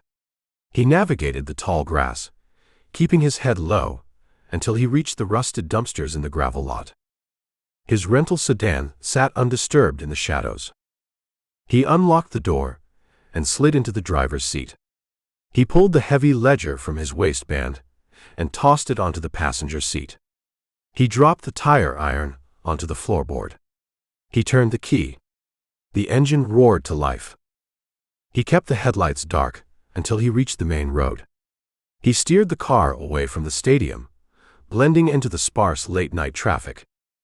He had the book. He had the proof. Baker orchestrated a massive point-shaving scheme. Baker extorted Mercer Sample. Detective Powell took money from the varsity club to clean up the mess. The pieces locked into a grim, unyielding picture. He needed a safe location to read every single page. The Starlight Motor Inn offered 4 walls and a deadbolt. He drove to the motel. The shattered neon sign buzzed near the road. He parked in the crushed gravel lot, taking a space in the back corner away from the street. He grabbed the ledger. He left the tire iron in the car. He climbed the concrete stairs to the second floor. The breezeway smelled of old garbage and stale beer. He reached room 12. The door stood open an inch. Deacon stopped. He stared at the gap between the door and the frame. Deep scratches marked the metal around the strike plate. Someone forced the lock. He pressed his hand flat against the painted wood. He pushed the door open. The room offered weak illumination, from a single bedside lamp. A man sat on the edge of the unmade mattress. He wore a tailored gray suit coat over a crisp white dress shirt. A heavy gold watch caught the lamplight on his left wrist. He looked 5 years younger than Deacon. He kept a smug, arrogant smile plastered across his face. Deacon recognized the man. Smith, a senior evaluator for a major market franchise on the East Coast. Smith operated with an unlimited expense account and a profound lack of morals. Room service leaves a lot to be desired in this town, Smith said. Deacon stepped into the room. He shut the door behind him. He kept his right hand near his waistband. You broke a state law crossing that threshold, Deacon said. I bought a master key off the teenager at the front desk for $50, Smith countered. Capitalism in action. You look terrible, Deacon. Sweat stains. Dirt on your slacks. Rough night. State your business, Smith. I have a schedule. Smith dropped the smile. His eyes hardened. He stood up from the mattress, invading Deacon's space. My business is Mercer Sample, Smith said. I spent 6 months tracking that kid. I bought his high school coach premium steaks. I promised his mother luxury box seats. I laid the groundwork. Then you roll into town, and a pitching coach turns up dead in the dirt. I found a body. I did not swing the bat. Save the denial, Smith spat. You engineered a panic. You stirred up the local extortion ring. You created chaos to tank Sample's draft stock so your cheap front office can steal him in the second round. Deacon stared at the rival scout. Smith lived in a paranoid ecosystem. In Smith's mind, every local tragedy served as a strategic maneuver by a rival franchise. The kid has a torn rotator cuff, Deacon said. The truth offered the best weapon. Smith froze. The color drained from his face. You lie. He drops his elbow on the slider, Deacon continued. Regionals. Third inning. He felt a pop in the shoulder. Baker hid the injury to collect a bribe. Sample needs medical imaging, Smith. He needs surgery. You draft him in the first round. You buy $10 million of damaged goods. You will lose your job before Christmas. Smith clenched his fists. The gold watch caught the light. He rejected the medical truth. He perceived the threat to his own ego. He viewed Deacon's honesty as a sophisticated bluff. You arrogant hack, Smith growled. Smith lunged. He threw a wild, looping right hook aimed at Deacon's jaw. The attack telegraphed its path a mile away. Smith spent his life in country clubs and VIP suites. He held zero concept of leverage or balance. Deacon stepped inside the arc of the punch. He drove his left palm upward, catching Smith under the chin. The strike snapped Smith's head backward. Deacon followed with a short, brutal right cross to the solar plexus. The air rushed out of Smith's lungs with a wet gasp. Smith folded in half. He clutched his stomach. He dropped to his knees on the brown motel carpet. He gasped for breath. His face turned a mottled purple. Deacon stood over him. His heart rate remained steady. Management pays you to watch baseball, Smith. Do not try to play contact sports. Deacon walked past the gasping scout. He grabbed his canvas duffel bag from the corner of the room. He shoved the ledger deep into the canvas folds, burying it under a stack of clean undershirts. Smith remained on the floor, rubbing his throat. His breath came in ragged wheezes.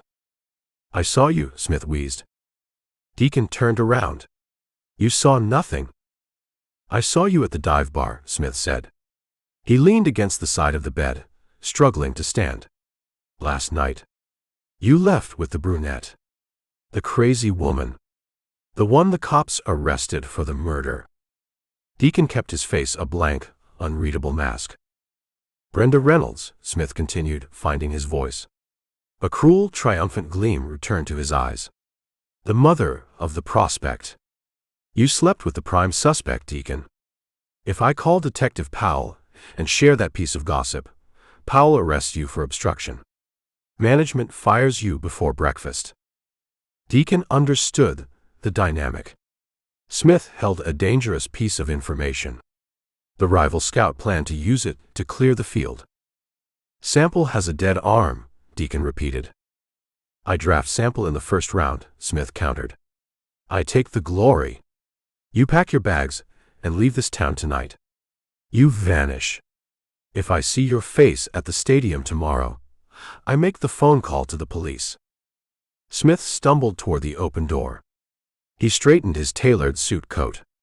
He glared at Deacon, wiped a line of spit from his chin, and walked out into the humid night. Deacon shut the door. He threw the deadbolt. He engaged the chain lock. He stood alone in the dingy motel room. The air conditioning unit hummed. The Starlight Motor Inn offered no security. Smith held a master key. The rival scout knew Deacon's location. By dawn, Powell might know it too. Deacon grabbed his canvas duffel bag. He shoved the rest of his clothes inside.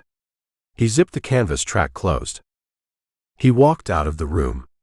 He did not look back. He drove down the highway, leaving the commercial district behind. He steered the sedan onto County Road 9. The streetlights vanished. The darkness swallowed the car. He turned down the rutted dirt driveway of the Second Chance Animal Rescue. A single yellow bug light illuminated the front porch of the farmhouse. Moths battered the glass bulb, creating a frantic clicking noise. Miller sat on the top wooden step. She wore a faded gray sweatshirt and denim jeans. She held a steaming ceramic mug between her hands. Gus sat next to her. Deacon parked the car. He killed the engine. He grabbed his duffel bag and stepped into the humid night. Gus let out a low woof. The scruffy dog trotted down the stairs and bumped his scarred snout against Deacon's knee. Deacon reached down and scratched the coarse fur. Miller watched him approach. She noted the dirt on his slacks and the sweat soaking his polo shirt. You look like a man running out of road, Miller said. I ran out of safe hotel rooms, Deacon said. He stopped at the bottom of the porch stairs. A rival scout bought a master key to my door. He wants my prospect. He threatened to call the police and report my connection to the woman in jail. Miller took a sip from her mug. Did you find what you went looking for? Deacon patted the heavy canvas bag. I found a dead man's insurance policy. I found the names of the men who run this town. And I found the name of the detective covering up the murder. Detective Powell, Miller stated. It did not sound like a question. Everyone in this county knows Powell fixes problems for the wealthy alumni. I intend to give him a new problem. You need a place to sleep. I need a patch of floor, Deacon said. And I need to borrow your porch to make a phone call. Miller stood up. She opened the screen door. The rusted hinges shrieked. Floor is yours. Dog stays inside tonight. Deacon climbed the stairs. He set his bag on the wooden floorboards. He pulled the prepaid cellular phone from his slacks. He turned the power on. The cheap plastic screen flared a bright, harsh white in the dark night. He dialed the primary number for the city police precinct. A desk sergeant answered. Homicide, Deacon commanded. Detective Powell. Detective Powell is conducting an active investigation, the sergeant said. He is unavailable. Tell Detective Powell the man from the bullpen holds the varsity club ledger, Deacon said. His voice carried the weight of absolute authority. Tell him the book outlines the point-shaving scheme. He has 1 minute to pick up the line. The line clicked. Hold music played through the cheap speaker. 30 seconds passed. The music cut out. Who is this? Powell demanded. The deep drawl sounded tight, stripped of the arrogant confidence from the morning. I sit in the aluminum bleachers, Deacon said. I write reports. Silence hung on the line. Deacon heard Powell breathing. He heard the squeak of a leather office chair.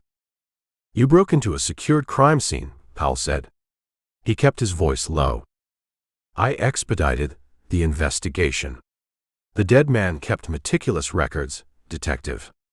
He documented the extortion. He documented the gambling losses. He documented your monthly retainer from the Booster Club. You hold stolen evidence. I can issue a warrant for your arrest in 5 minutes. I can lock down every highway, every airport, and every bus station in the state. You issue a warrant, you create a public record, Deacon countered. You involve the state police. The state police bring the federal authorities. The feds love illegal sportsbooks operating out of university booster clubs.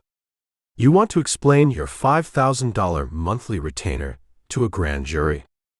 Powell let out a slow, controlled exhale. The detective had a tactical mind. He recognized a losing hand. What do you want, Scout? I want Brenda Reynolds out of the cage. She made a public threat against the victim. She has the motive. I have the arrest on the books. Change the books, Deacon said. You fix things for the varsity club. Fix this for me. You release her, you clear her name, and you hand her the keys to her silver SUV. You do that, and I give you the ledger. You want to trade a black book for a murder suspect. I want to trade a black book for an innocent woman. You keep the book. You burn the book. You use the book to extort the varsity club for a bigger cut. I do not care. I write reports. I do not prosecute. Where? Powell asked. I pick the spot, Deacon said. Tomorrow morning. I need time to confirm. Brenda is clear. She leaves the station, she disappears.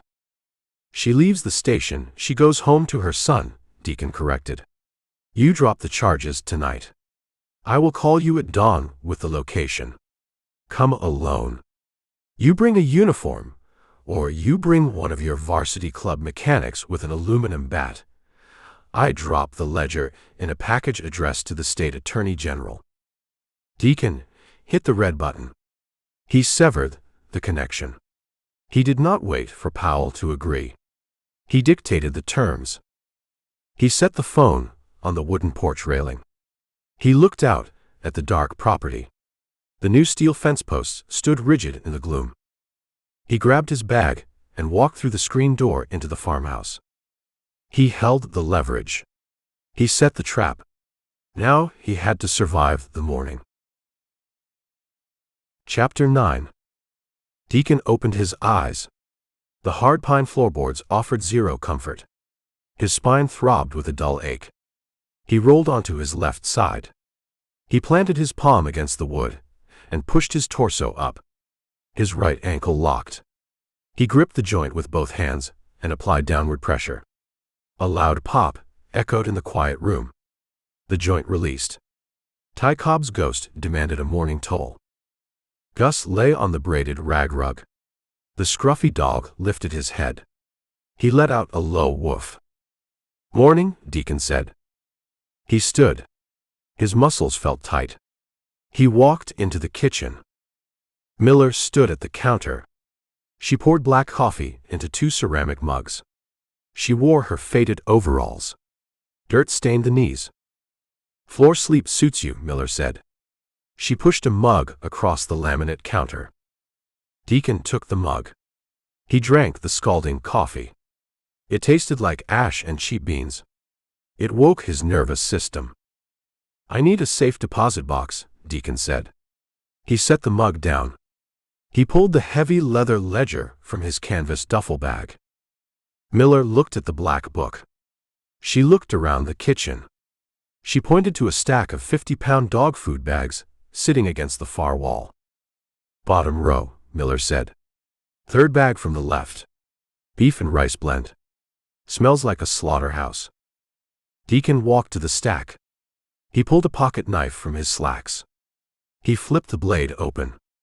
He sliced a neat horizontal line across the thick paper near the base of the bag. The pungent odor of processed meat and grease hit his nose.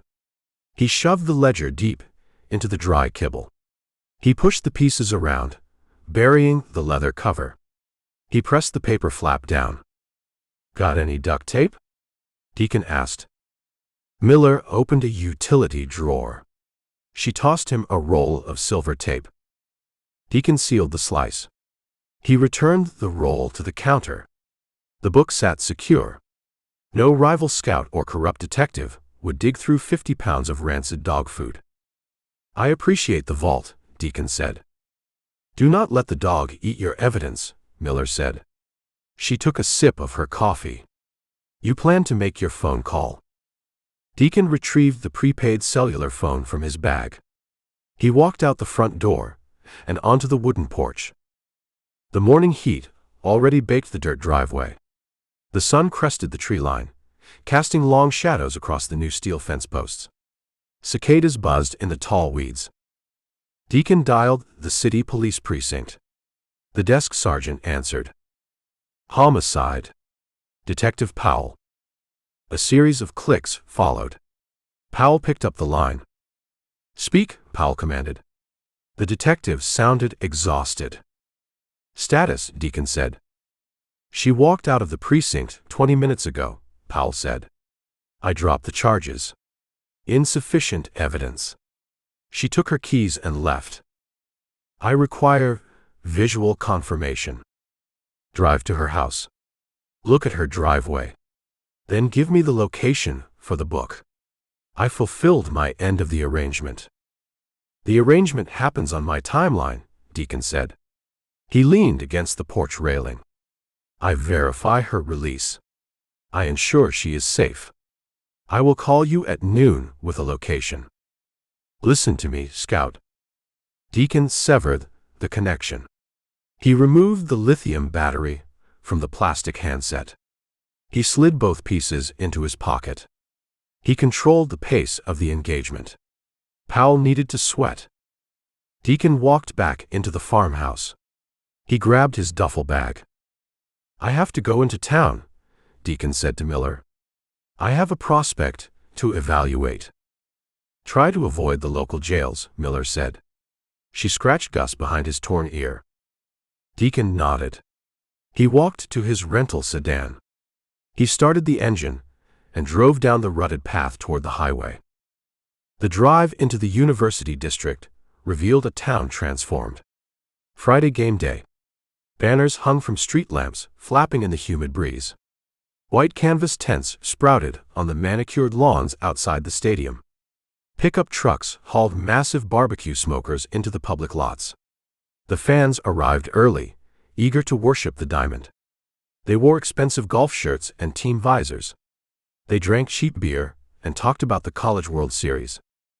They ignored the yellow crime scene tape clinging to the back gates of the stadium. The machine kept moving.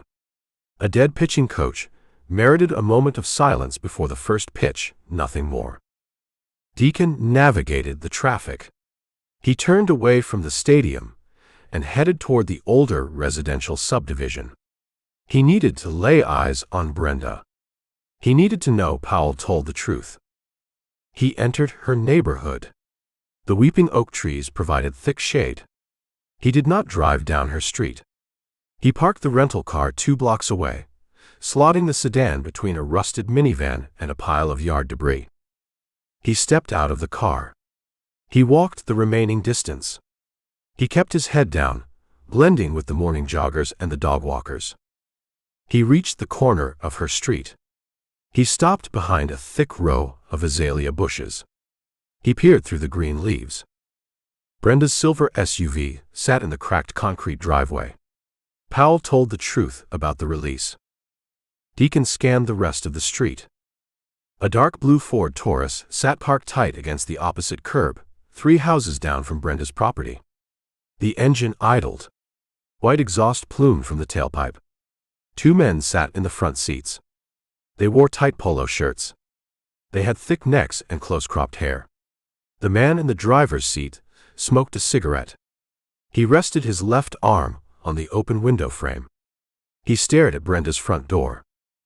These men did not look like undercover police officers. Undercover cops feigned distraction. These men projected deliberate intimidation. Varsity club mechanics. The local sports syndicate kept a watch on the house. Deacon studied the layout. He could not walk up the front driveway. He retreated from the bushes. He walked down a parallel side street. He counted the houses, matching the property lines to Brenda's backyard. He found a gap between two wooden privacy fences. He squeezed through the narrow passage. He pushed past overgrown thorn bushes. The thorns tore at his khaki slacks. He reached a rusted chain-link fence bordering Brenda's backyard. He gripped the top rail. He hoisted himself over the metal wire. His bad ankle sent a flare of pain up his leg as his boots hit the grass. He bit his tongue, stifling a groan. He crossed the unkempt lawn. He approached the sliding glass door at the rear of the brick ranch house. He peered through the glass. The kitchen sat in shadows. He tapped a knuckle against the pane. A figure moved in the dark. Brenda stepped into the dim light. She wore her denim jacket and a gray t-shirt. She gripped an 8-inch steel chef's knife in her right hand. The blade shook. Dark bruised circles ringed her eyes. She looked terrified. Deacon raised both hands, pressing his palms against the glass. He kept his face visible. Brenda saw him. She lowered the knife. She reached forward and unlocked the latch. She slid the heavy glass door open. Deacon stepped inside. He slid the door shut behind him. He locked it. "You have men and a Taurus watching your front door," Deacon said. Brenda let out a ragged breath. She dropped the knife onto the kitchen island. The steel clattered against the Formica counter. She leaned against the cabinets, crossing her arms tight against her chest. "They released me," Brenda said. Her voice sounded raw. A uniform opened the cell door. He handed me a paper bag with my phone and my car keys. He pointed to the exit. "I made a phone call," Deacon said. "I know you did." She rubbed her eyes with the heel of her hand. "But the police did not wait for me in the parking lot. A man in a red golf shirt waited by my car. A booster from the university." Deacon narrowed his eyes. "A varsity club member." He knew my name. He knew Mercer's name. Brenda shuddered. He delivered a message. He said Baker owed the club a massive debt. He said Baker failed to pay. Now Baker is dead, and the club holds the marker. Deacon saw the shape of the new threat. The varsity club lost their inside man. They lost the coach, who manipulated the games for them. They adapted. They went direct to the source. "What did the booster demand?" Deacon asked. "He demanded Mercer," Brenda whispered. A tear tracked down her cheek. She did not bother to wipe it away. "He said Mercer takes the mound tonight against State. He said Mercer pitches the first 3 innings. He commanded Mercer to throw the slider, leave it over the plate, and give up 4 runs. They need the team to fail to cover the spread." The varsity club intended to force a 19-year-old kid to throw a fixed game on national television. "And if Mercer refuses?" Deacon asked. He knew the answer, but he needed to hear the exact terms. The booster pointed at my car. He told me accidents happen on the highway. He told me houses catch fire in the summer heat. If Mercer claims an injury, or if he refuses to pitch, the men in the Taurus break down my door. Deacon processed the new reality. He held the black ledger. The ledger gave him absolute leverage over Detective Powell. But the ledger offered zero protection against the varsity club mechanics. Corrupt cops cared about evidence and prison time. Mob enforcers cared about the spread and the cash. Threatening to expose a gambling ring meant nothing to men willing to murder a mother in her own home. Deacon needed a new strategy. "Mercer cannot pitch tonight," Deacon said. His voice carried a flat, unyielding tone. "His shoulder is shredded. The kid drops his elbow on every breaking ball. He throws 3 innings of sliders tonight. He destroys the rotator cuff forever. He will never pick up a baseball again." "They will kill me, Deacon." The panic rose in her chest. She grabbed the edge of the kitchen island. "They will not touch you," Deacon said. "How can you stop them? You are a scout. You write reports." "I evaluate the landscape," Deacon corrected. "The landscape shifted.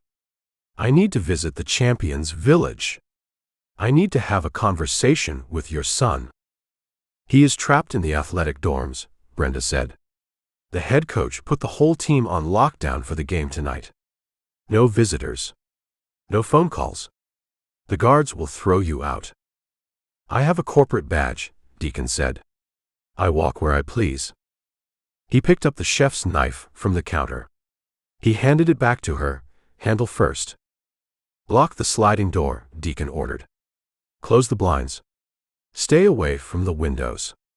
Do not answer the telephone. Do not go out to the front porch." Brenda took the knife. Her grip firmed. She looked at the scars on Deacon's face, searching for a reason to trust him. She found the quiet, violent competence of a man who understood broken bones and broken rules. "What are you going to do?" Brenda asked. "I am going to evaluate a pitcher," Deacon said. He walked to the sliding glass door. He unlocked it, stepped out into the humid morning air, and pulled the door shut until the latch clicked. He hopped the chain-link fence. He navigated the thorn bushes and returned to his rental sedan. The sun beat down on the roof of the car. The interior felt like a blast furnace. Deacon started the engine. He cranked the air conditioning. He drove out of the subdivision. He left the men in the dark Taurus behind. He aimed the car toward the athletic dormitories. He needed to pull a terrified kid out of a concrete fortress. He needed to protect an arm worth $10 million. He needed to break a sports syndicate before the umpire shouted "play ball" at 7 o'clock. The ghost in his right ankle throbbed, a steady rhythmic beat against the floorboard. He welcomed the pain. He put the car in gear and hit the gas. Chapter 10. The drive to Champions Village took 10 minutes.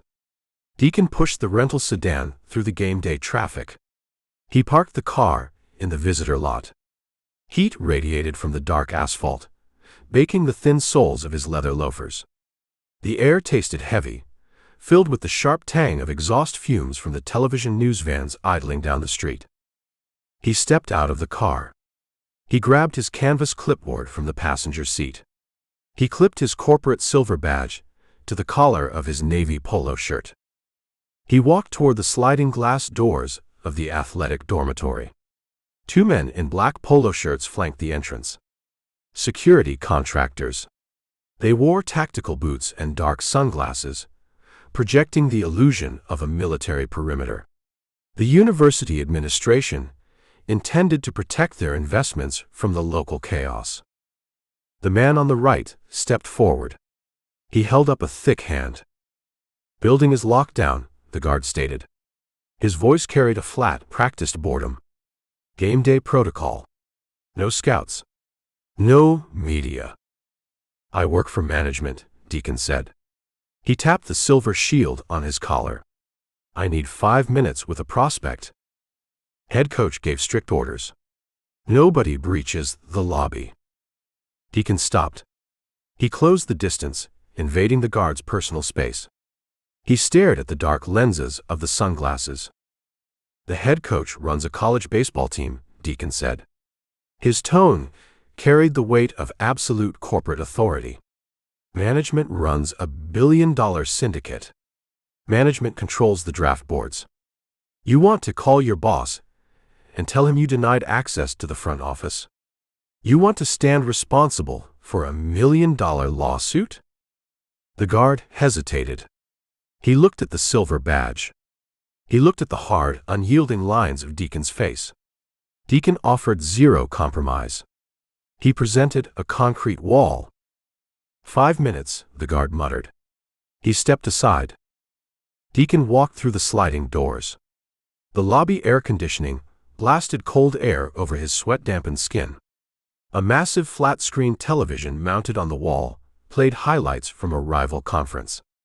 He ignored the front desk. He hit the elevator call button. The steel doors parted. He stepped inside and pressed the button for the 4th floor. The car rose. The gears ground behind the drywall. Deacon felt Ty Cobb's ghost throb in his right ankle. The familiar pain anchored his focus. He needed to pull a terrified kid out of a vicious trap. The elevator chimed. The doors opened. The 4th floor corridor smelled of floor wax and expensive cologne. Deacon walked to the end of the hall. He stopped in front of room 412. He knocked twice on the heavy wood. Silence answered. He knocked a second time, striking the door with the heel of his hand. Heavy thuds echoed down the pristine hallway. "Go away," a voice called from the other side of the door. Mercer Sample. The young pitcher sounded ragged and hollow. "Management," Deacon announced. "Open the door." The deadbolt clicked. The door swung inward a few inches. Mercer stood in the gap. The kid looked worse than yesterday. Deep, bruised shadows hung under his eyes. His skin held a pale, clammy sheen. He wore gray sweatpants and a white cotton t-shirt. A massive plastic ice pack sat strapped to his right shoulder with a thick elastic bandage. Deacon placed his palm flat against the wood. He pushed the door open. Mercer stumbled backward. Deacon stepped into the luxury suite and pushed the door shut behind him. "I told you I hold zero interest in talking," Mercer said. He retreated to the leather couch. He sank into the cushions. He cradled his right arm against his ribs. "I spoke with your mother," Deacon said. Mercer snapped his head up. A flash of raw panic cut through the exhaustion on his face. "She is in a county jail." "She sits in her kitchen," Deacon corrected. "I made a phone call." The detective dropped the charges. "She walked out of the precinct this morning." Mercer let out a long, shuddering breath. He closed his eyes. The rigid tension drained from his broad shoulders. "Thank God." "Save the gratitude," Deacon said. He pulled a wooden chair from the kitchen island. He sat backward on the seat, resting his forearms across the wooden back. "Your mother sits in her kitchen, and 2 varsity club mechanics sit in a blue Taurus outside her front window." Mercer opened his eyes. The panic returned, sharper and colder this time. "What?" "The varsity club lost their inside man," Deacon explained. He kept his voice stripped of emotion. He delivered the facts. "Baker died. The boosters need a return on their wagers. They need the team to fail tonight. A man in a red golf shirt met your mother in the precinct parking lot." He delivered the terms. "Terms," Mercer repeated. The word sounded foreign in his mouth. "You take the mound tonight. You pitch 3 innings. You throw the slider over the plate, and you give up 4 runs. If you refuse, or if you claim an injury, the men in the Taurus break your mother's door down." Mercer stared at the carpet. He gripped the edge of the ice pack. His knuckles turned bone white. "I have to pitch," Mercer whispered. "You pitch with a torn rotator cuff, you destroy the joint," Deacon said. "You throw 3 innings of hanging sliders, the tendon snaps. You require major reconstructive surgery. You never throw a baseball 96 miles per hour again. Your career ends tonight on that dirt." "It is my mom," Mercer shouted. He stood up. He ignored the shooting pain in his shoulder. "I do not care about the draft.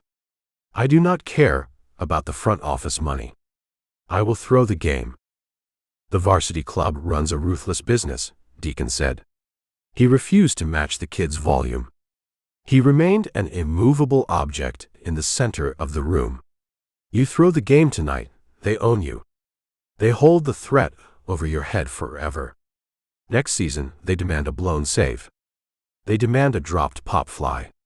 You become their permanent property. Then tell me what to do." Mercer pleaded.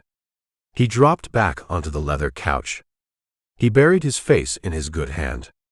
"Tell me how to fix this." Deacon studied the shattered kid. The front office trained scouts to view these moments of despair as leverage. A desperate kid signed a cheap contract. Deacon rejected the corporate training. He viewed the kid as a casualty of a corrupt machine. "We break the chain," Deacon said. "How?" "They have men watching her house." "The men watch a house and wait for orders," Deacon said. "I take the orders away. I remove the leverage from the varsity club. They will kill you." "I hold a piece of evidence," Deacon said. "A piece of evidence capable of sending the entire booster club to federal prison. I plan to introduce that evidence to the conversation." A metallic rattle interrupted the silence. A key slid into the sweet deadbolt. The lock clicked. The heavy wooden door swung open. Assistant Coach Evans stumbled into the room. Evans wore a crisp white university polo shirt and dark slacks. He smelled of strong aftershave, masking the sharp scent of cheap bourbon. Bloodshot eyes scanned the suite. The tremor in his hands remained visible. Evans saw Deacon sitting on the wooden chair. The assistant coach stopped walking. "What are you doing in this room?" Evans demanded. He pointed a shaking finger at Deacon. "The dorms are closed to scouts." "I evaluate talent," Deacon said. He maintained his seated position. "Sample is off limits," Evans spat. He turned his attention to the kid on the couch. "Get your gear, Mercer. Pre-game meal in the cafeteria. Bus leaves for the stadium in 45 minutes. He needs medical attention," Deacon said. "He needs to pitch," Evans countered. A frantic, desperate edge sharpened his voice. "He is the Friday night starter. He takes the ball." Deacon stood up. He pushed the wooden chair back to the island. He closed the distance between himself and the assistant coach. "Baker kept a black ledger," Deacon said. He lowered his voice. He let the words hang in the conditioned air. Evans lost the color in his face. His jaw went slack. The artificial bravado vanished. "Baker documented the point shaving," Deacon continued, pressing the advantage. "He documented the extortion. He wrote down every dollar he owed the varsity club. The club called the debt. Baker panicked. The club sent a mechanic to the bullpen with an aluminum bat." Evans took a step backward. His shoulder hit the heavy wooden door frame. "You run the infielders," Deacon said. "But you know the varsity club members. You drink their whiskey at the bar. You know the men running the shadow sportsbook." "I know nothing," Evans stammered. He raised his trembling hands. "The club needs a return on their wagers tonight," Deacon pushed. He invaded Evans's space, using his size to box the smaller man in. They lost their inside man. They went direct to the source. They threatened a mother to force a 19-year-old kid to throw the game. "Does the head coach know?" "The head coach cares about wins," Evans whispered. He broke eye contact. He stared at the carpet. He ignores the boosters. He lets them run their side action, as long as the athletic check's clear. "And what about you, Evans? Do you let them run their games?" "I want to keep my job," Evans said. He looked up. Pure terror filled his bloodshot eyes. "The men in the varsity club do not negotiate. They shattered Baker's skull. They promised to do the same to me if Sample fails to pitch tonight." Deacon processed the fear. Evans offered a weak link in the chain. The assistant coach acted out of self-preservation, not loyalty to the syndicate. "The varsity club leadership," Deacon demanded. "Where do they watch the game?" "The skybox," Evans answered. His voice cracked. "Suite number 1. Right behind home plate. The president of the booster club holds court up there." Deacon nodded. He received the target location. He turned his back on Evans. He faced Mercer on the couch. "You suit up," Deacon told the kid. "You get on the team bus. You walk out to the bullpen with the rest of the pitching staff. You act normal. You warm up with the fastball. You hide the pain from the cameras. Mercer swallowed hard. And when the game starts? You delay, Deacon said. You tie your cleats. You walk off the mound to rub the baseball. You stall the clock. You buy me 20 minutes. 20 minutes to do what? Mercer asked. 20 minutes to fire the men watching your mother, Deacon said. He walked past assistant coach Evans. He stepped out of the luxury suite and entered the pristine hallway. The air smelled of floor wax and impending violence. Deacon preferred the violence. The corporate shield offered zero protection against men with baseball bats and gambling debts. He needed to rely on the grit and the muscle he built during his years in the dirt. He rode the elevator down to the lobby. He bypassed the security guards without a glance. He walked into the suffocating heat of the afternoon. He climbed into the rental sedan. He jammed the key into the ignition. He possessed a destination. He possessed a timeline. He needed to breach a luxury skybox and deliver an ultimatum to the men who thought they owned the game. Chapter 11. Deacon steered the rental sedan away from the athletic dormitories.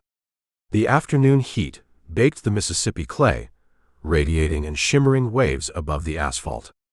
He needed the black leather ledger.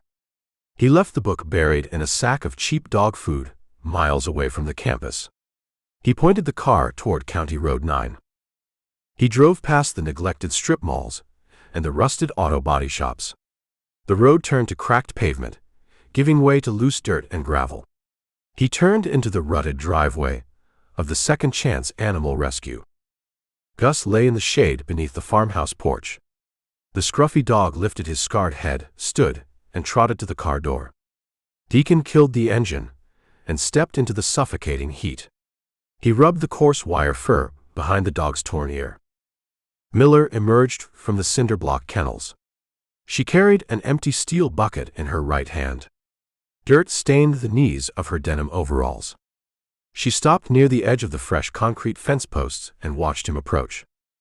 "You carry a dark cloud today," Miller said. She set the steel bucket on the dirt. "I need to make a withdrawal," Deacon said. He climbed the sagging wooden steps. He entered the kitchen. The room smelled of bleach and damp fur. He knelt beside the stack of heavy bags against the far wall. He located the bag of beef and rice kibble on the bottom row. He pulled his pocket knife, flicked the blade open, and sliced the silver duct tape. He plunged his hand into the bag. The greasy brown pieces coated his knuckles. His fingers found the smooth leather cover. He pulled the thick ledger from the kibble. He wiped the rancid dust from the spine and the cover. He tucked the book into the waistband of his slacks, resting it against the small of his back. He pulled the hem of his navy corporate polo over the bulge. He returned to the front porch. Miller stood at the bottom of the stairs. She crossed her arms over her chest. "Did you clear the woman?" Miller asked. "The detective dropped the charges," Deacon said. "She sits in her house." But the landscape shifted. The boosters issued a new threat. They stationed mechanics outside her front window. Miller narrowed her bright eyes. "They want the mother dead. They want the son broken," Deacon said. He descended the wooden steps. "The varsity club demands a ruin game tonight." They ordered the kid to pitch with a shredded shoulder. They ordered him to surrender 4 runs. If the kid refuses, the mechanics break the front door off the hinges. They threatened a woman to win a bet. Disgust saturated Miller's voice. They protect their money. They care nothing for the people in their way. Miller walked to the steel bucket. She reached inside and retrieved a heavy iron crowbar. The metal bore deep rust stains. She extended her arm, offering the weapon to Deacon. "Take it," Miller commanded. "You face men who swing aluminum bats in the dark. A polo shirt offers zero protection." Deacon looked at the rusted iron. He appreciated the gesture. He recognized the brutal pragmatism of a woman who survived on the fringe of a ruthless town. "I use paper and ink," Deacon said. He patted his back, indicating the hidden ledger. "I walk into a luxury suite filled with wealthy alumni. I carry a crowbar. The security guards shoot me in the chest. I carry a black book. The men in charge invite me to sit down." Miller lowered the crowbar. "You plan to crash the VIP box." "I plan to deliver an ultimatum," Deacon said. He walked to the rental sedan. He climbed into the driver's seat. He rolled the window down. "Keep the dog inside tonight," Deacon told her. "Watch your back, Scout," Miller said. Deacon drove back to the University District. Game day transformed the town into a chaotic festival. Thousands of fans swarmed the streets surrounding the stadium. White canvas tents sprouted on every patch of manicured grass. The scent of charred pork shoulder and burning hickory wood saturated the heavy air. Massive black steel smokers billowed thick white clouds into the humid sky. Music thumped from the beds of lifted pickup trucks. Students with painted faces drank cheap beer from aluminum cans. They ignored the yellow crime scene tape clinging to the rear service doors of the stadium. The machine demanded entertainment. A dead pitching coach warranted a moment of silence before the national anthem, nothing more. The game consumed everything else. Deacon navigated the dense crowds. He steered the sedan toward the VIP parking entrance. A man in a maroon blazer and a headset blocked the lane. Deacon rolled his window down. He tapped the silver shield embroidered on his chest. He held up his platinum corporate card. "Management," Deacon said. The single word carried absolute authority. The guard nodded, stepping aside. He waved the sedan through the barricade. Deacon parked the car near the private glass doors of the club entrance. He killed the engine. He stepped into the chaotic noise of the stadium exterior. He adjusted the hem of his shirt, ensuring the leather ledger remained hidden against his spine. He walked to the glass doors. Another guard, in a maroon blazer, stood behind a velvet rope. Deacon flashed the silver badge. The guard unhooked the rope. Deacon crossed the threshold.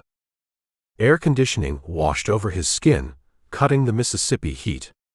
He entered a pristine marble lobby. A private elevator bank sat recessed into the wall. He pressed the brass call button. The polished steel doors parted.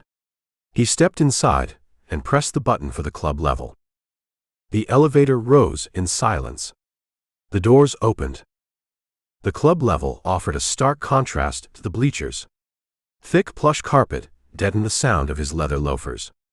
The air smelled of roasting prime rib and expensive cigar smoke. Waitstaff in crisp white shirts carried silver trays loaded with crystal glasses and top-shelf bourbon. Men in expensive golf shirts and tailored slacks stood in small groups, laughing and checking their expensive watches. These men owned the town. They funded the stadium. They bought the uniforms. And according to the Black Book, they ran the shadow sports book, destroying the players. Deacon walked down the wide corridor. He passed a carved mahogany bar. "You packed your bags yet, Deacon?" Deacon stopped. He turned his head. Smith sat on a leather bar stool. The rival scout wore a fresh gray suit coat and a smug grin. He held a glass of amber liquid in his right hand. The heavy gold watch caught the light from the chandelier overhead. Deacon changed his path. He walked to the bar. He stood next to Smith. He kept his hands at his sides. "You linger in dangerous territory," Deacon said. "I linger in the VIP lounge," Smith countered. He took a sip of his drink. "I spoke with the athletic director. I arranged a private meeting with Mercer Sample after the game tonight. I plan to offer his mother luxury tickets for the rest of the season." "Mercer pitches 3 innings tonight," Deacon said. He kept his voice flat. He stared into Smith's arrogant eyes. "He throws the slider. He gives up 4 runs. He blows the game for the team. Smith frowned. The smug grin faltered. You speak garbage. I speak the truth, Deacon said. The varsity club ordered the loss. They hold a massive bet against their own team. If you draft that kid in the first round, you draft a kid owned by a local sports syndicate. You invite the federal authorities into your front office. The FBI will tear your scouting department to shreds.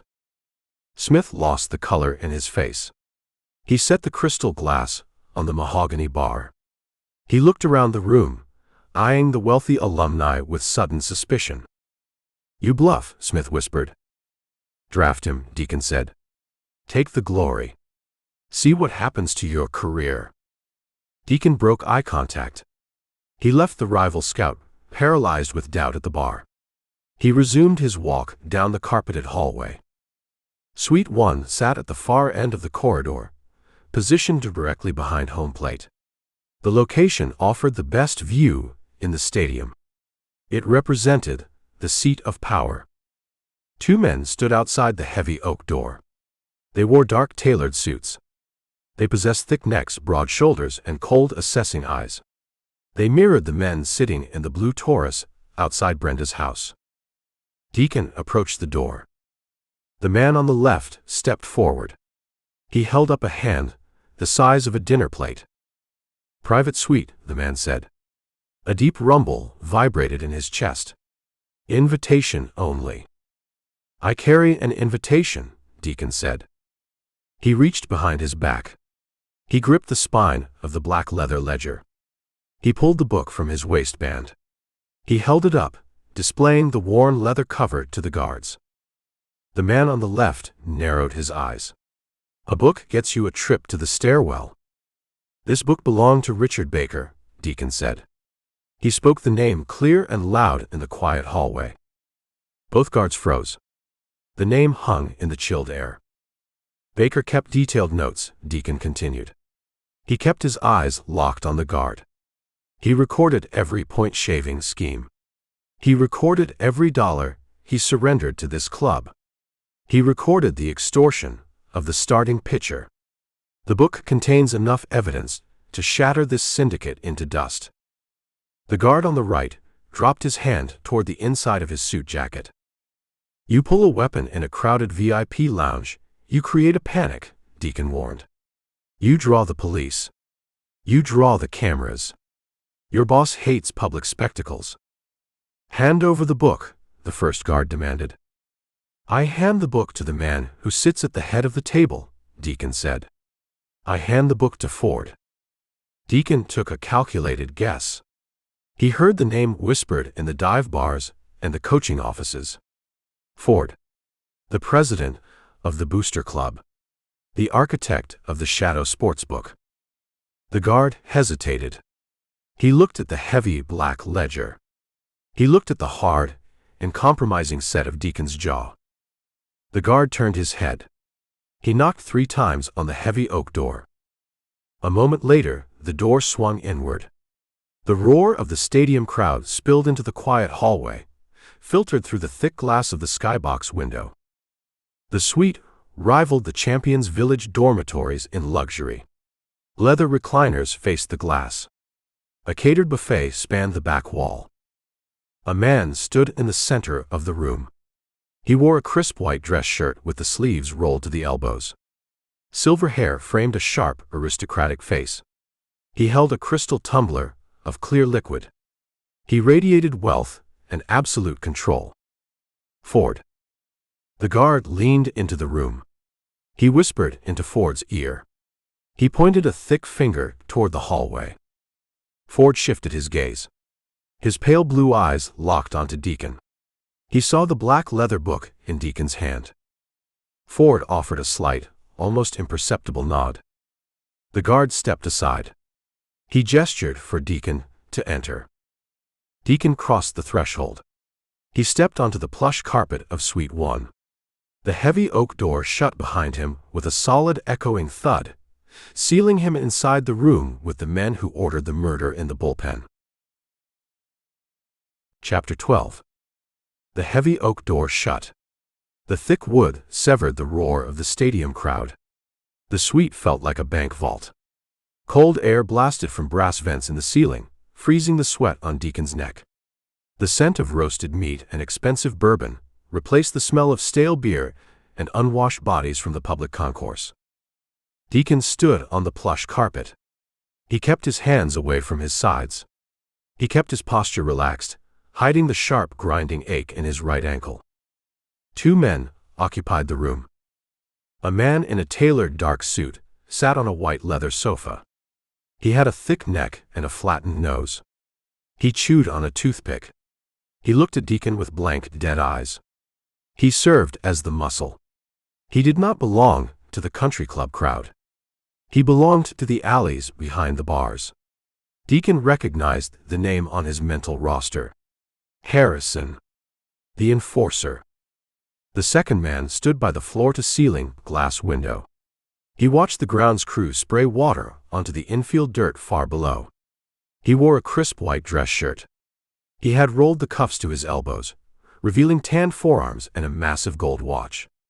Silver hair framed a sharp, aristocratic face. He radiated wealth, power, and absolute isolation from consequence. Ford. The president of the Booster Club. Ford took a sip from a crystal tumbler. He swallowed the clear liquid. He turned away from the window and faced the room. He studied the interloper. He took in the dust on Deacon's khaki slacks, the sweat stains on the navy polo, and the silver corporate shield embroidered on the chest. Management, Ford said. His voice sounded smooth, practiced in boardrooms and political fundraisers. I expected a local problem to walk through that door.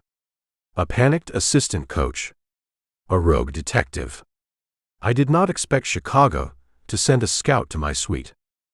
I evaluate talent, Deacon said. He walked toward the center of the room. He bypassed a long table covered in silver platters of shrimp and carved beef.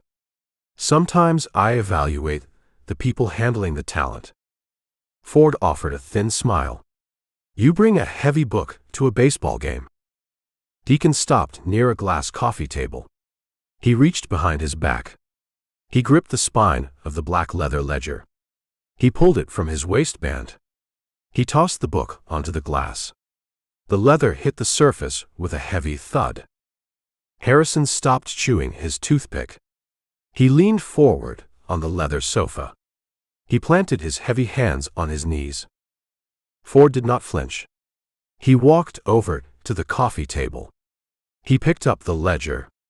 He ran his thumb over the worn leather cover. Richard Baker lacked discipline, Ford said. He opened the book. He flipped through the pages, scanning the tight slanted handwriting. He drank too much. He talked too loud. He bet money he did not hold. And he documented his own failures. A fatal flaw. He documented a shadow sports book, Deacon corrected. He kept his voice flat. He refused to play the corporate negotiation game. He documented point-shaving schemes. He documented extortion. He documented the cash he fed to the varsity club. He recorded the retainer fees you paid to Detective Powell. Ford closed the book. He tossed it back onto the glass table. You bring me a diary written by a dead degenerate, Ford said. You think paper and ink frighten me? We built this stadium. We fund this university. The police chief sits in my box on Saturdays. The mayor drinks my bourbon. A dead pitching coach and a black book change nothing in this town. The town offers you protection, Deacon said. The federal authorities offer you a prison sentence. The FBI loves illegal sports gambling rings. They love extortion. They love crossing state lines to seize bank accounts and freeze assets.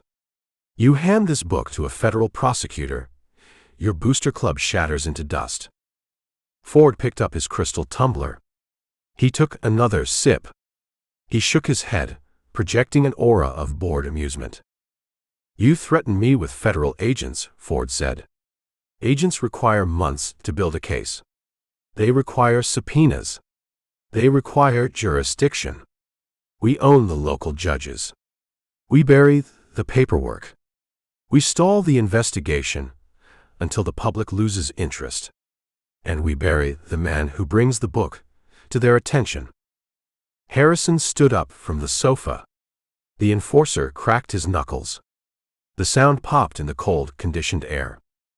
You failed to understand the landscape, Deacon said. He ignored Harrison. He kept his eyes locked on Ford. You ordered a mechanic to the bullpen to shatter Baker's skull. You paid Powell to arrest an innocent woman to cover the tracks. You lost your inside man on the coaching staff. So you adapted. Ford raised a silver eyebrow. We protect our investments. You sent 2 men in a blue Taurus to a residential street, Deacon said. You threatened Brenda Reynolds. You ordered her son to throw the game tonight. You ordered a 19-year-old kid to surrender 4 runs to cover your massive bet. The boy throws a baseball, Ford said. His voice turned cold, dropping the polite facade. We pay for his education. We pay for his luxury dormitory. We pay for the food he eats. He owes us a return on our capital. He takes the mound tonight, and he repays his debt to the varsity club. The kid has a shredded rotator cuff, Deacon said. Ford waved a hand, dismissing the medical reality. Arms heal. Or we recruit a new arm. The roster holds plenty of young men eager to wear the uniform. Sample throws the game tonight, or the men in the Taurus break his mother's door off the hinges. Deacon held his ground. He needed to break the arrogance. He needed to find the crack in the armor. You hold the physical book, Deacon said. He gestured toward the glass table. You believe you contained the threat. You believe I walked into this suite with my only piece of leverage. Ford stopped moving. He stared at Deacon. Management runs a modern operation, Deacon continued. He delivered the lie with absolute, unblinking conviction. We collect data. We stockpile information. We abhor loose ends. I spent an hour this morning with my corporate smartphone. I used the high-resolution lens. I photographed every single page of that ledger. Harrison took a step toward Deacon. Ford held up a hand, stopping the enforcer in his tracks. You bluff, Ford said. The certainty in his voice wavered. I uploaded the images to an encrypted server in Chicago, Deacon lied. He built the narrative block by block. The front office holds the digital file. The vice president of player personnel reviewed the documents. He sees the point-shaving scheme. He sees the threat to our draft investment. The front office cares about the draft, Ford countered. They care nothing for local politics. The front office cares about television revenue, Deacon said. He changed his angle of attack. He aimed for the one thing Ford understood. The network broadcasts this game on national television tonight. You force the kid to throw the game. The broadcast booth notes the sudden drop in velocity. The color commentators note the hanging sliders. The National Scouting Bureaus flag the erratic performance. Deacon stepped closer to the glass table. The gambling monitors in Las Vegas see the heavy action on the opponent, Deacon pressed. It triggers an automatic review. You lost your pitching coach. You try to manage the spread from a luxury suite using mob enforcers. You lack the finesse. You force a kid with a dead arm to throw the game. You expose the entire operation to the national media. Chicago leaks the photos to the press to protect their draft board. The NCAA dismantles your athletic program by Monday morning. Ford stared at the black leather book on the table. The silence in the room stretched. The muted roar of the stadium crowd vibrated against the thick glass window. Ford understood power. He understood money. He recognized the catastrophic danger of a national scandal. The NCAA carried the authority to hand down the death penalty to a corrupted athletic program. A television network investigation held more power than a local police department.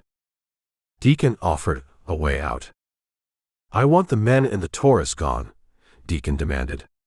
"I want the mothers safe. I want the order from Mercer to throw the game canceled. You let the game play out on the dirt.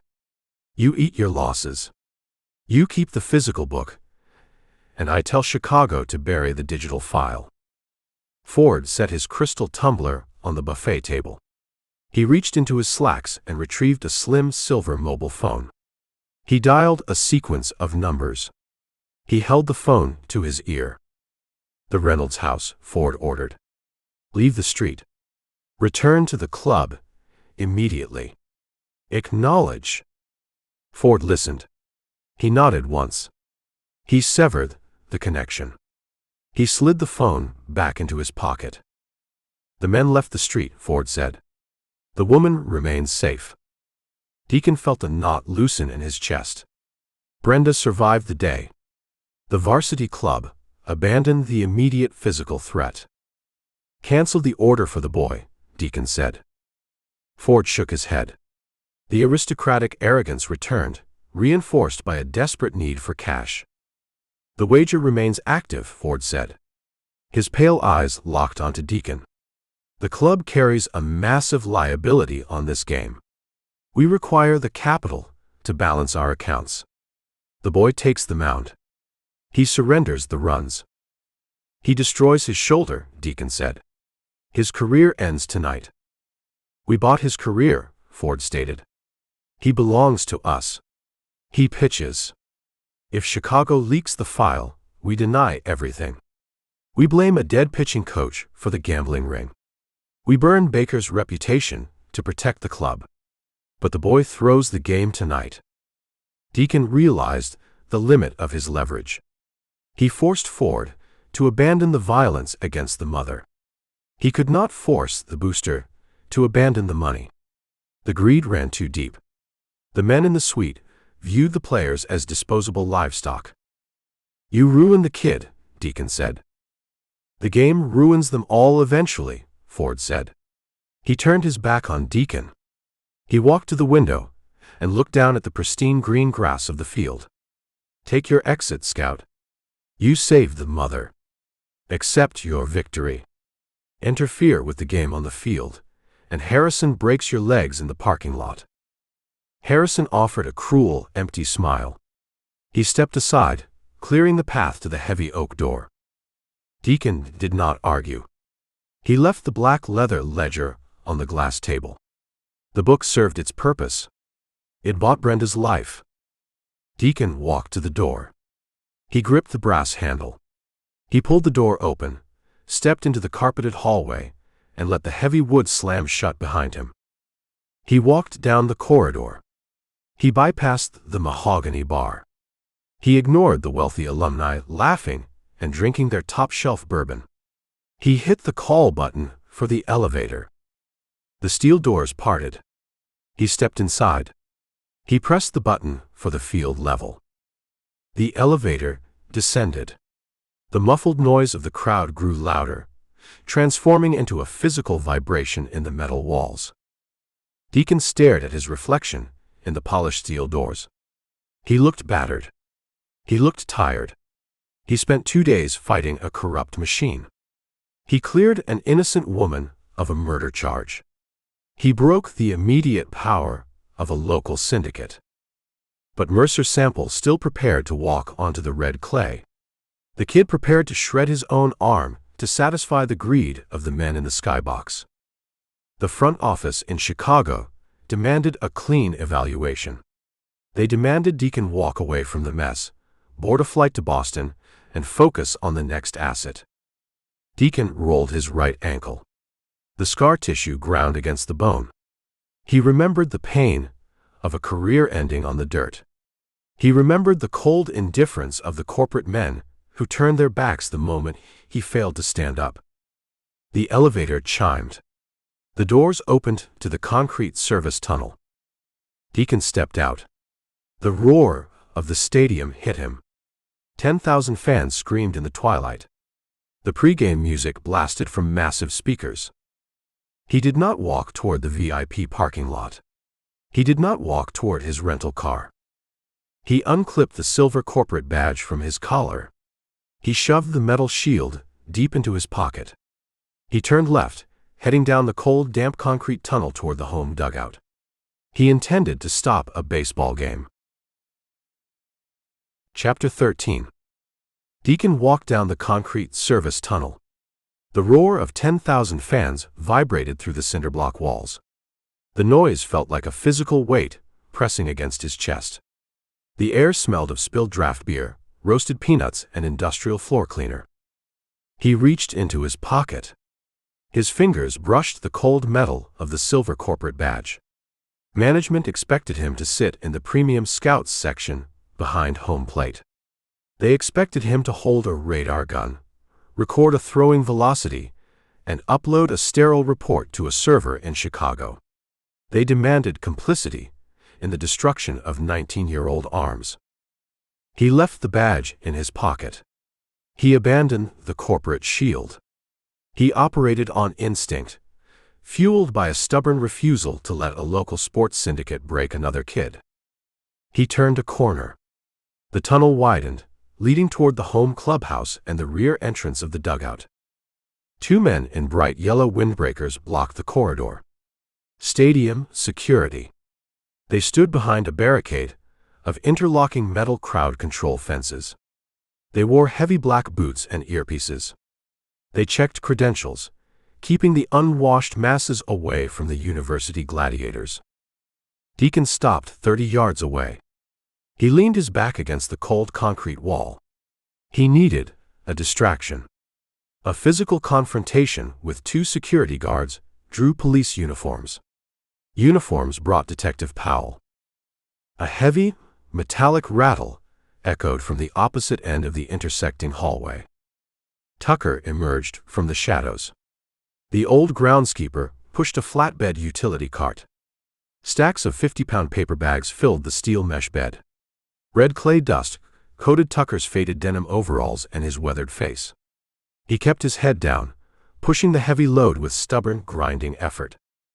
Deacon stepped away from the wall. He moved into Tucker's path. Tucker stopped the cart. He looked up. He recognized the navy polo shirt and the scarred face. "You survived the night," Tucker said. His voice sounded like rocks grinding in a cement mixer. "I stayed out of the light," Deacon said. He pointed toward the yellow windbreakers standing at the end of the tunnel. "I need to get into the home dugout. I lack the proper credentials." Tucker looked at the security guards. He spit a dark stream of tobacco juice onto the concrete floor. "Rent-a-cops. They park their golf carts on my outfield grass. They leave tire tracks in the center field dew. I despise them." "I need them looking the other way for 10 seconds, Deacon said. Tucker gripped the handle of the utility cart. He looked at the heavy paper bags stacked on the steel bed. "This is premium infield drying clay. Costs $50 a bag. The university imports it from a quarry in Georgia.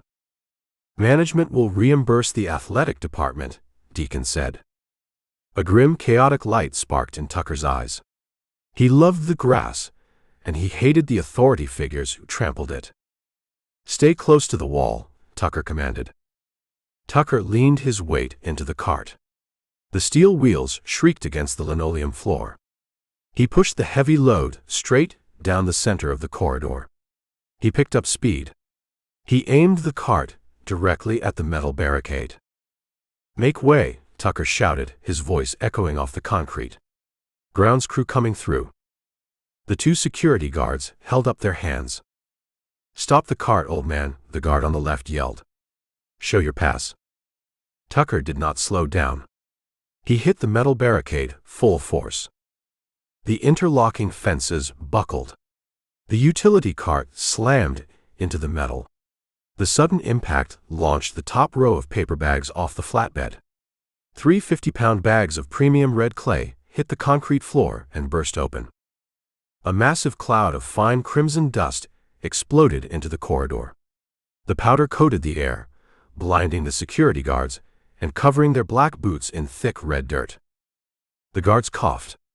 They waved their arms, shouting curses through the choking cloud. "Union rules," Tucker screamed, feigning outrage. "You move the barricade into my designated transport lane. I will file a grievance." Deacon did not hesitate. He dropped his shoulder and slipped through the gap between the concrete wall and the buckled metal fence. The red dust coated his polo shirt and his leather loafers. He ignored the mess. He left the shouting guards behind and sprinted down the remaining length of the tunnel. He reached the heavy wooden door marked "Home Dugout, Authorized Personnel Only." He pushed the push bar. The door opened. Deacon stepped into the back of the dugout. The noise of the stadium hit him with the force of a hurricane. The stands overflowed with bodies. The bright white halogen stadium lights cut through the dusk, turning the pristine green grass into a glowing stage. The university baseball team lined the top step of the dugout. 30 young men stood shoulder to shoulder. They wore crisp white uniforms with maroon lettering. They held their ball caps over their hearts. A scratchy recording of the national anthem played through the massive public address speakers. Deacon stayed in the shadows near the bat rack. The smell of pine tar, stale sweat, and leather filled the cramped space. He scanned the line of players. He spotted Mercer Sample. The young pitcher stood near the water cooler. Mercer looked terrified.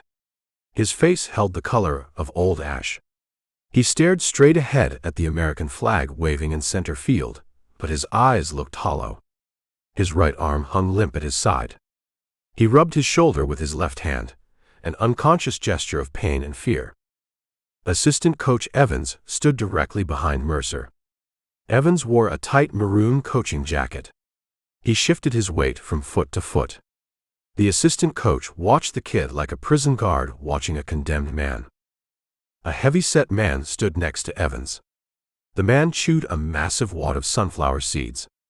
He spat the shells onto the dugout floor. He wore the number 1 on the back of his jersey. Coach Mitchell. The head coach. The man who cared about wins and ignored the corrupt boosters funding his salary. The recorded anthem reached its crescendo. The final notes echoed across the stadium. A series of loud cracks split the air. Fireworks exploded in the sky above the outfield scoreboard, showering red and gold sparks over the screaming fans. The smell of sulfur drifted into the dugout. "Play ball," the public address announcer boomed. The stadium erupted. Coach Mitchell clapped his heavy hands together. "Take the field. Let's go. Sample, get to the mound and establish the fastball." The players broke formation. They grabbed their gloves from the wooden benches and jogged up the concrete steps onto the red dirt. Mercer turned toward the bench. He reached for a customized leather pitcher's glove. His hand shook. Deacon stepped out of the shadows. He closed the distance in 3 long strides. He placed his hand flat on the wooden bench, pinning Mercer's glove to the wood. Mercer jumped. He looked at Deacon. Raw panic flooded the kid's face. "You do not take the mound," Deacon said. His voice cut through the stadium noise. Assistant coach Evans spun around. He saw the Navy corporate polo. The blood drained from Evans's face. He recognized the man who cornered him in the dorm room. "Get out of my dugout," Coach Mitchell barked. The head coach marched toward Deacon. He thrust a thick finger at Deacon's chest. "Security." Deacon ignored the head coach. He kept his eyes locked on Mercer. "Ford called the men off," Deacon told the kid. "The Taurus is gone. Your mother is safe. She sits in her kitchen. The varsity club holds 0 leverage over your family." Mercer's breath hitched in his chest. "Are you sure?" "I sat in the luxury suite 10 minutes ago," Deacon said. "I delivered an ultimatum to the booster club president. He made the phone call. The mechanics left the street." "Who the hell are you?" Mitchell yelled. He grabbed Deacon's shoulder. Deacon turned his head. He stared at the head coach. The ghost in his ankle throbbed. He remembered his own head coach, a man who pushed him to play on a sprained joint, a man who vanished the day the bone snapped. Deacon shrugged his shoulder, breaking Mitchell's grip with violent force. "I am the man holding the dead pitching coach's ledger," Deacon said. He dropped his voice to a low, lethal register. He pitched the words for Mitchell and Evans alone. "I know about the extortion. I know Baker squeezed the kids for cash. And I know the varsity club demanded this kid throw the game tonight to cover a point spread." Mitchell froze. His eyes darted to assistant coach Evans. Evans looked at the floor, offering a silent confirmation of the disaster. Mitchell turned back to Deacon. The head coach lowered his voice, abandoning the aggressive bluster. He switched to desperate self-preservation. "Listen to me," Mitchell hissed. "I just managed the roster. The boosters run the town. They fund the program. Ford expects Sample on that mound. If the kid refuses to pitch, Ford will fire me by the 7th inning." "Ford protects a gambling syndicate," Deacon said. "He wants Mercer to hang sliders over the plate and surrender 4 runs. You put a kid with a torn rotator cuff on that dirt, he destroys his arm to cover a bet." "He is my Friday starter," Mitchell argued. The man refused to accept the reality. He clung to the schedule. He has to take the ball. "The ball stays on the bench," Deacon said. Deacon grabbed Mercer's left arm. He pulled the kid away from the wooden bench. "We walk down the tunnel," Deacon told Mercer. "You take off the cleats. You pack your bag. You catch a ride home with your mother, and you schedule a surgical consultation on Monday morning." "Wait," Mitchell blocked the exit path. The head coach puffed his chest out. "He leaves this dugout, I pull his athletic scholarship. I kick him off the team. He loses his free tuition." Mercer stopped walking. The threat hit the kid hard. A poor kid from a broken home viewed a scholarship as a lifeline. Deacon stepped between the kid and the head coach. "You pull his scholarship," Deacon said, "and I walk up to the press box. I hand the local sports writers a detailed account of your pitching coach running a varsity club extortion racket out of your clubhouse. I tell them you knew about the torn shoulder and tried to force the kid to pitch anyway." Mitchell opened his mouth. No words came out. The threat paralyzed him. Deacon kept pushing. "You announce a late scratch. You tell the media Mercer Sample experienced shoulder stiffness during warm-ups. You hand the ball to a freshman reliever. You play a clean game of baseball. You do that, and the reporters write a story about a precaution. You threaten this kid's scholarship. The reporters write a story about a federal indictment." The stadium crowd grew restless. The umpire stood behind home plate, holding his mask, waiting for the home team pitcher to take the mound. A low murmur of confusion rolled through the stands. "Coach!" the home plate umpire yelled, his voice carrying into the dugout. "Let's go. Send a man out." Mitchell looked at the umpire. He looked at the terrified kid. He looked at the scarred, unyielding face of the scout in the navy polo. Mitchell spat a stream of sunflower seed shells onto the concrete. "Evans," Mitchell snapped. "Tell Davis to grab his glove. He gets the start. Tell the umpire Sample felt a tight trap muscle in the bullpen."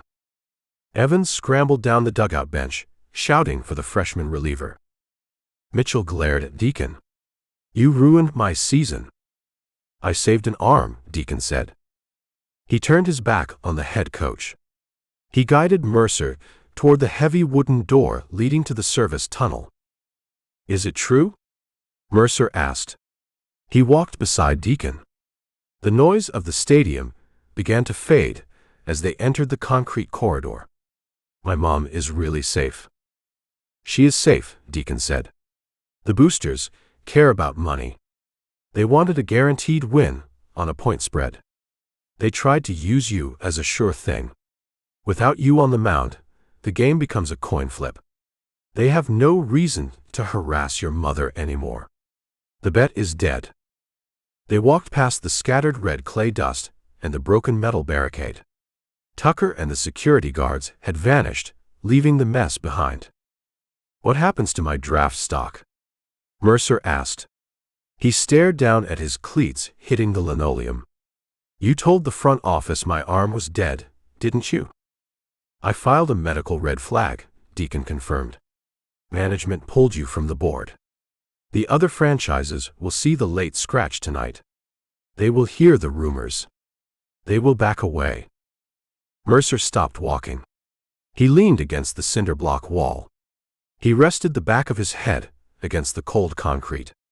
He looked like a man who just survived a car crash, realizing the vehicle was totaled. "It's over," Mercer whispered. "The fast money is over," Deacon said. He stood in front of the kid. He offered zero pity. Pity destroyed players. "You get the surgery. You spend 6 months in painful physical rehabilitation. You throw weighted balls against a brick wall until your fingers bleed. You come back for your senior year. You prove the shoulder holds up. You get drafted in the 4th round, and you earn your way to the show on grit instead of hype." Mercer looked at him. The kid saw the thick ridge of scar tissue tracking up Deacon's right ankle. He recognized a man who lived through the pain. "Did you earn your way?" Mercer asked. "I made it to the show," Deacon said. "I played 2 years before a man broke my ankle in the dirt." "The game takes everything, Mercer. It takes your joints. It takes your youth. You have to decide if the dirt is worth the cost." Mercer pushed off the wall. He stood straight. The hollow terror vanished from his eyes, replaced by a quiet, grim resolve. "I need to call my mom," Mercer said. "Go to the locker room," Deacon said. "Change your clothes. Call her. Go home." Mercer walked down the tunnel toward the clubhouse. He did not look back. Deacon stood alone in the corridor. The heavy thud of a baseball hitting a catcher's mitt echoed from the field above. The game commenced. The machine kept grinding. He reached into his pocket. He pulled the silver corporate badge out. He stared at the stylized diamond inside the corporate shield. He defied direct orders from Chicago. He interjected himself into a local scandal. He failed to deliver a premium asset to the draft board. Fletcher would demand answers. The vice president would read the reports and recognize the sabotage. Deacon pinned the badge back onto the collar of his navy polo. He still held the black leather ledger against his spine. He still held the leverage to protect his own job. He walked toward the loading dock exit. He needed a glass of bourbon. He needed to pack his canvas duffel bag. Boston and the Cape Cod League waited. New kids. New broken dreams. New dirt. He pushed the heavy steel door open and stepped out into the suffocating Mississippi night. Chapter 14. Deacon walked through the VIP parking lot. The stadium light towers cast long, stark shadows across the asphalt. The muffled roar of the crowd spilled over the concrete walls behind him. The freshman reliever took the mound. The umpire called the first pitch. Deacon found the rental sedan. He unlocked the door, stepped into the suffocating cabin, and cranked the engine. The air conditioning blasted hot air against his chest. He reached to the dashboard and engaged the radio. The local sports broadcast crackled through the cheap speakers. The play-by-play announcer sounded confused. He stumbled over his words, trying to explain the sudden absence of Mercer Sample. The color commentator offered a theory about a tight trap muscle, repeating the lie Coach Mitchell fed to the press box. Deacon shifted the transmission into drive. He steered the car out of the lot, leaving the manicured grass and the screaming fans behind. The corporate smartphone buzzed on the passenger seat. The screen glowed bright white in the dark cabin. The caller ID displayed the Chicago area code. Deacon let it ring 3 times. He picked up the device and pressed the glass to his ear. "Deacon," Fletcher barked. The vice president skipped the greeting. His voice carried the sharp, cutting edge of corporate panic. The network broadcast just announced a pitching change. Sample scratched from the start. Explain the situation. The kid felt a sharp pain in his shoulder during warm-ups, Deacon said. He kept his tone flat. He fed the front office the same narrative the university used. He informed the coaching staff. The head coach made the decision to rest him. Fletcher let out a harsh, abrasive breath. You lied to me. Smith sent an email to the scouting bureau 10 minutes ago. Smith claimed you marched into the home dugout and threatened the university staff. Smith claimed you forced the head coach to pull the prospect. Smith held his grudge. The rival scout retreated to the VIP lounge, watched the field, and used his phone to burn Deacon's reputation the moment Mercer failed to appear on the red clay. Smith operates on rumors, Deacon countered. He throws tantrums when he loses control of a prospect. The kid carries a dead arm. I kept a broken asset off the field. You overstepped your mandate, Fletcher shouted. The vice president abandoned his polished boardroom demeanor. The mask slipped, revealing the ruthless operator underneath. Management pays you to observe. We pay you to record data. We do not authorize our evaluators to interfere with the product on the field. You embarrassed the front office. I stopped a local syndicate from forcing a kid to throw a fixed game on national television, Deacon said. Silence hung on the line. The word fixed carried massive, terrifying weight in the corporate sports world. It invited federal investigations. It threatened broadcast contracts. You hold proof of this accusation? Fletcher asked. The volume of his voice dropped. The panic returned. The pitching coach kept a ledger, Deacon said. He recorded a point-shaving scheme. The varsity club funded it. The boosters called the debt. The boosters demanded Sample surrender 4 runs tonight to cover a massive spread. I walked into the luxury skybox and showed the club president the ledger. You met with the booster club. Fletcher sounded horrified. You inserted the franchise into a local gambling ring. I broke the leverage, Deacon corrected. I stopped the bet. I saved the arm. You created a catastrophic liability, Fletcher snapped. We rely on relationships with these universities. We rely on the boosters to feed us talent. You burned the bridge. You made us an enemy of the local power structure. Deacon gripped the steering wheel. The leather groaned under the pressure of his hands. The power structure ordered a murder in the bullpen, Fletcher. They put a hit out on a coach to protect their money. I refuse to let them break a kid for a payout. Your refusal costs you your career, Fletcher said. The cold, mechanical tone returned. Fletcher regained his composure. He executed the corporate protocol. Your contract is suspended, pending a full internal review. I am terminating your access to the scouting database. I am canceling your platinum expense card. I have a flight to Boston on Sunday morning, Deacon said. Find your own way to the airport, Fletcher said. Pay for your own ticket. Do not contact this office until Human Resources summons you. The line went dead. Deacon lowered the phone. He tossed it onto the passenger seat. Management severed the cord. The men in the glass towers chose the pristine illusion of the game over the gritty reality of the dirt. They protected the brand, and they discarded the scout. Deacon drove down the dark highway. He needed a drink. He needed to wash the taste of corporate cowardice out of his mouth. He aimed the sedan toward the commercial district. He pulled into the crushed gravel lot of the Starlight Motor Inn. He bypassed his compromised room. He drove 2 blocks down the street and parked outside the cinderblock building painted matte black. The red neon sign above the steel door buzzed in the thick night air. Miller's. Deacon pushed the heavy door open. The air conditioning unit rattled, vibrating the metal vent above the entryway. The bar smelled of stale beer, old sawdust, and fried meat. The crowd hummed with low conversation.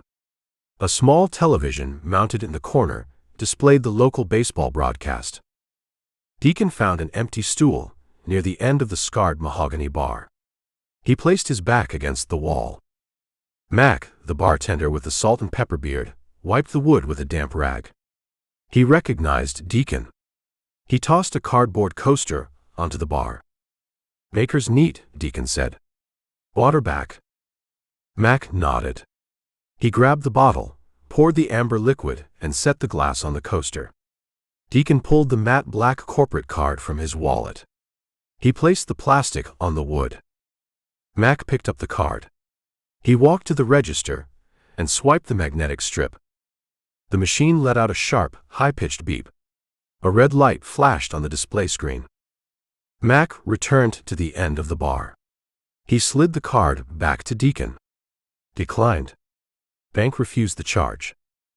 Deacon stared at the piece of plastic. Fletcher moved fast. The front office cut off the funds in record time. Deacon slid the card into his pocket. He pulled his leather wallet open.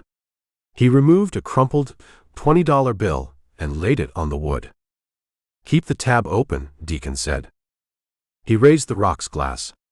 He took a long sip. The bourbon burned his throat, settling deep in his chest. He watched the television screen. The freshman reliever threw a fastball. The opposing batter swung and missed. The crowd in the stadium cheered. The heavy steel door at the front of the bar opened. Detective Powell stepped into the dim light. The homicide detective looked shattered.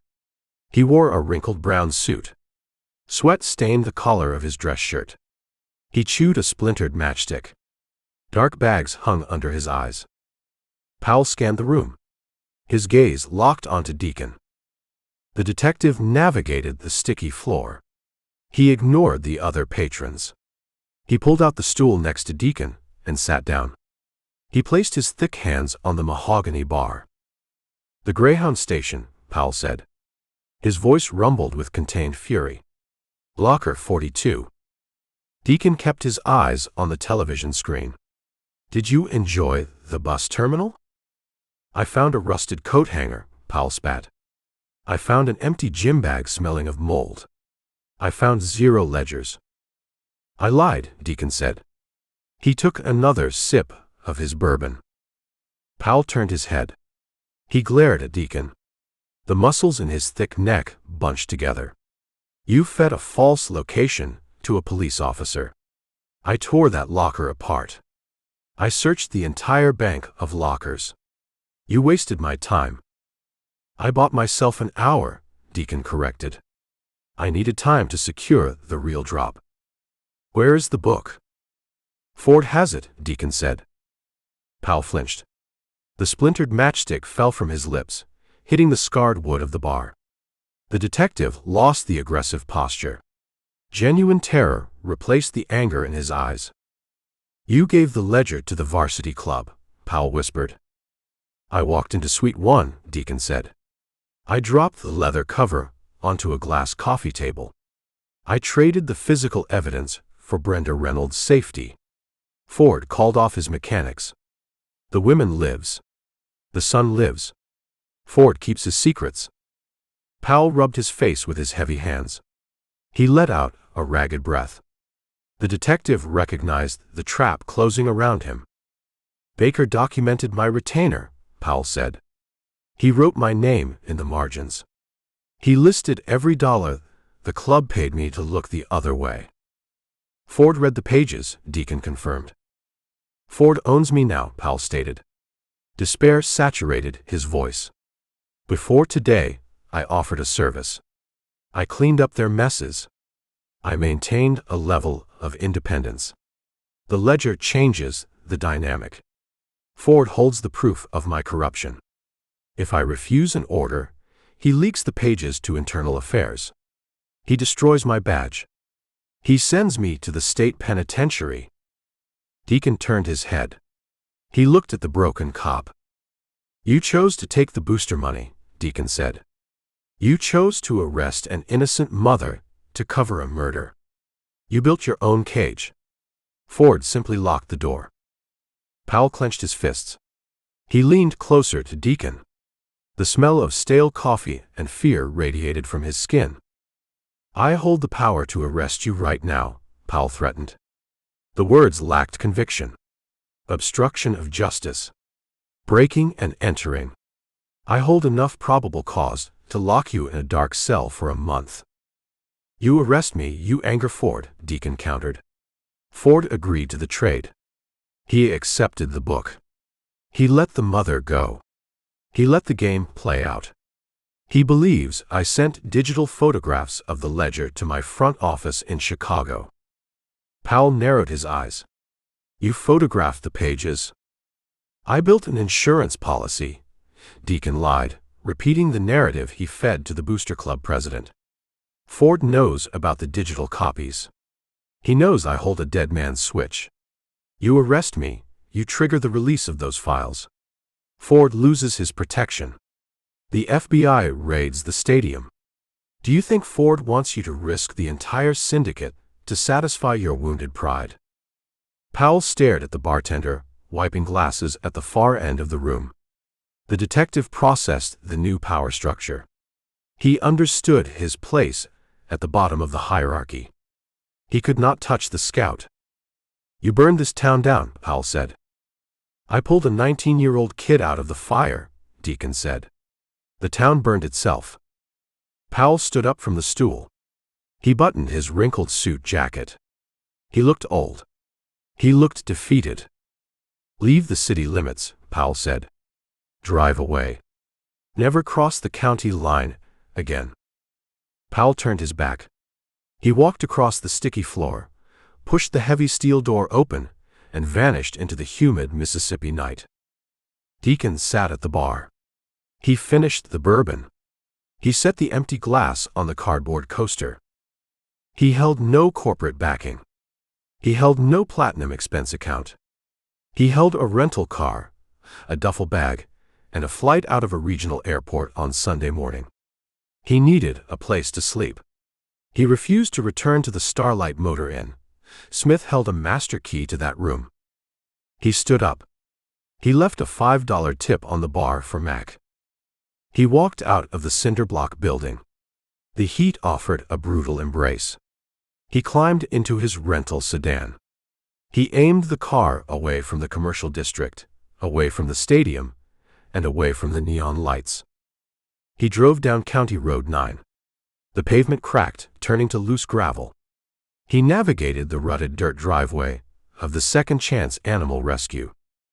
The single yellow bug light illuminated the front porch of the farmhouse. Moths battered the glass bulb. Gus lay on the top wooden step, his head resting on his front paws. The dog let out a low woof as the car engine died. Deacon grabbed his canvas duffel bag. He stepped out of the car. He climbed the wooden stairs. Miller sat in a metal folding chair in the shadows of the porch. She held a cup of water. She wore her faded overalls. "You returned," Miller said. She watched him drop the heavy bag onto the floorboards. "I lost my corporate funding," Deacon said. "Management fired me. The vice president cut my access and canceled my cards." Miller took a sip from her cup. "Did you stop the game?" "The kid went home," Deacon said. "The freshman took the mound. The varsity club lost their point spread." A small smile broke across Miller's weathered face. She understood the magnitude of the victory. She understood the cost. "You traded a high-paying career for a minor league pitcher you met yesterday," Miller noted. "I traded a desk job for a clear conscience," Deacon said. He sat on the wooden floorboards next to Gus. He leaned his back against the porch railing. He stretched his right leg out, relieving the pressure on his scarred ankle. "I need a place to crash until Sunday morning." Miller pointed toward the screen door. "The rag rug remains empty," Miller said. "The dog stays outside tonight." Deacon nodded. He rested his head against the wooden post. He listened to the cicadas scream in the dark trees. The air felt heavy, but the crushing weight of the corporate machine lifted from his shoulders. He owned his time. He owned his choices. He watched the fireflies blink in the tall grass, waiting for the dawn. The end.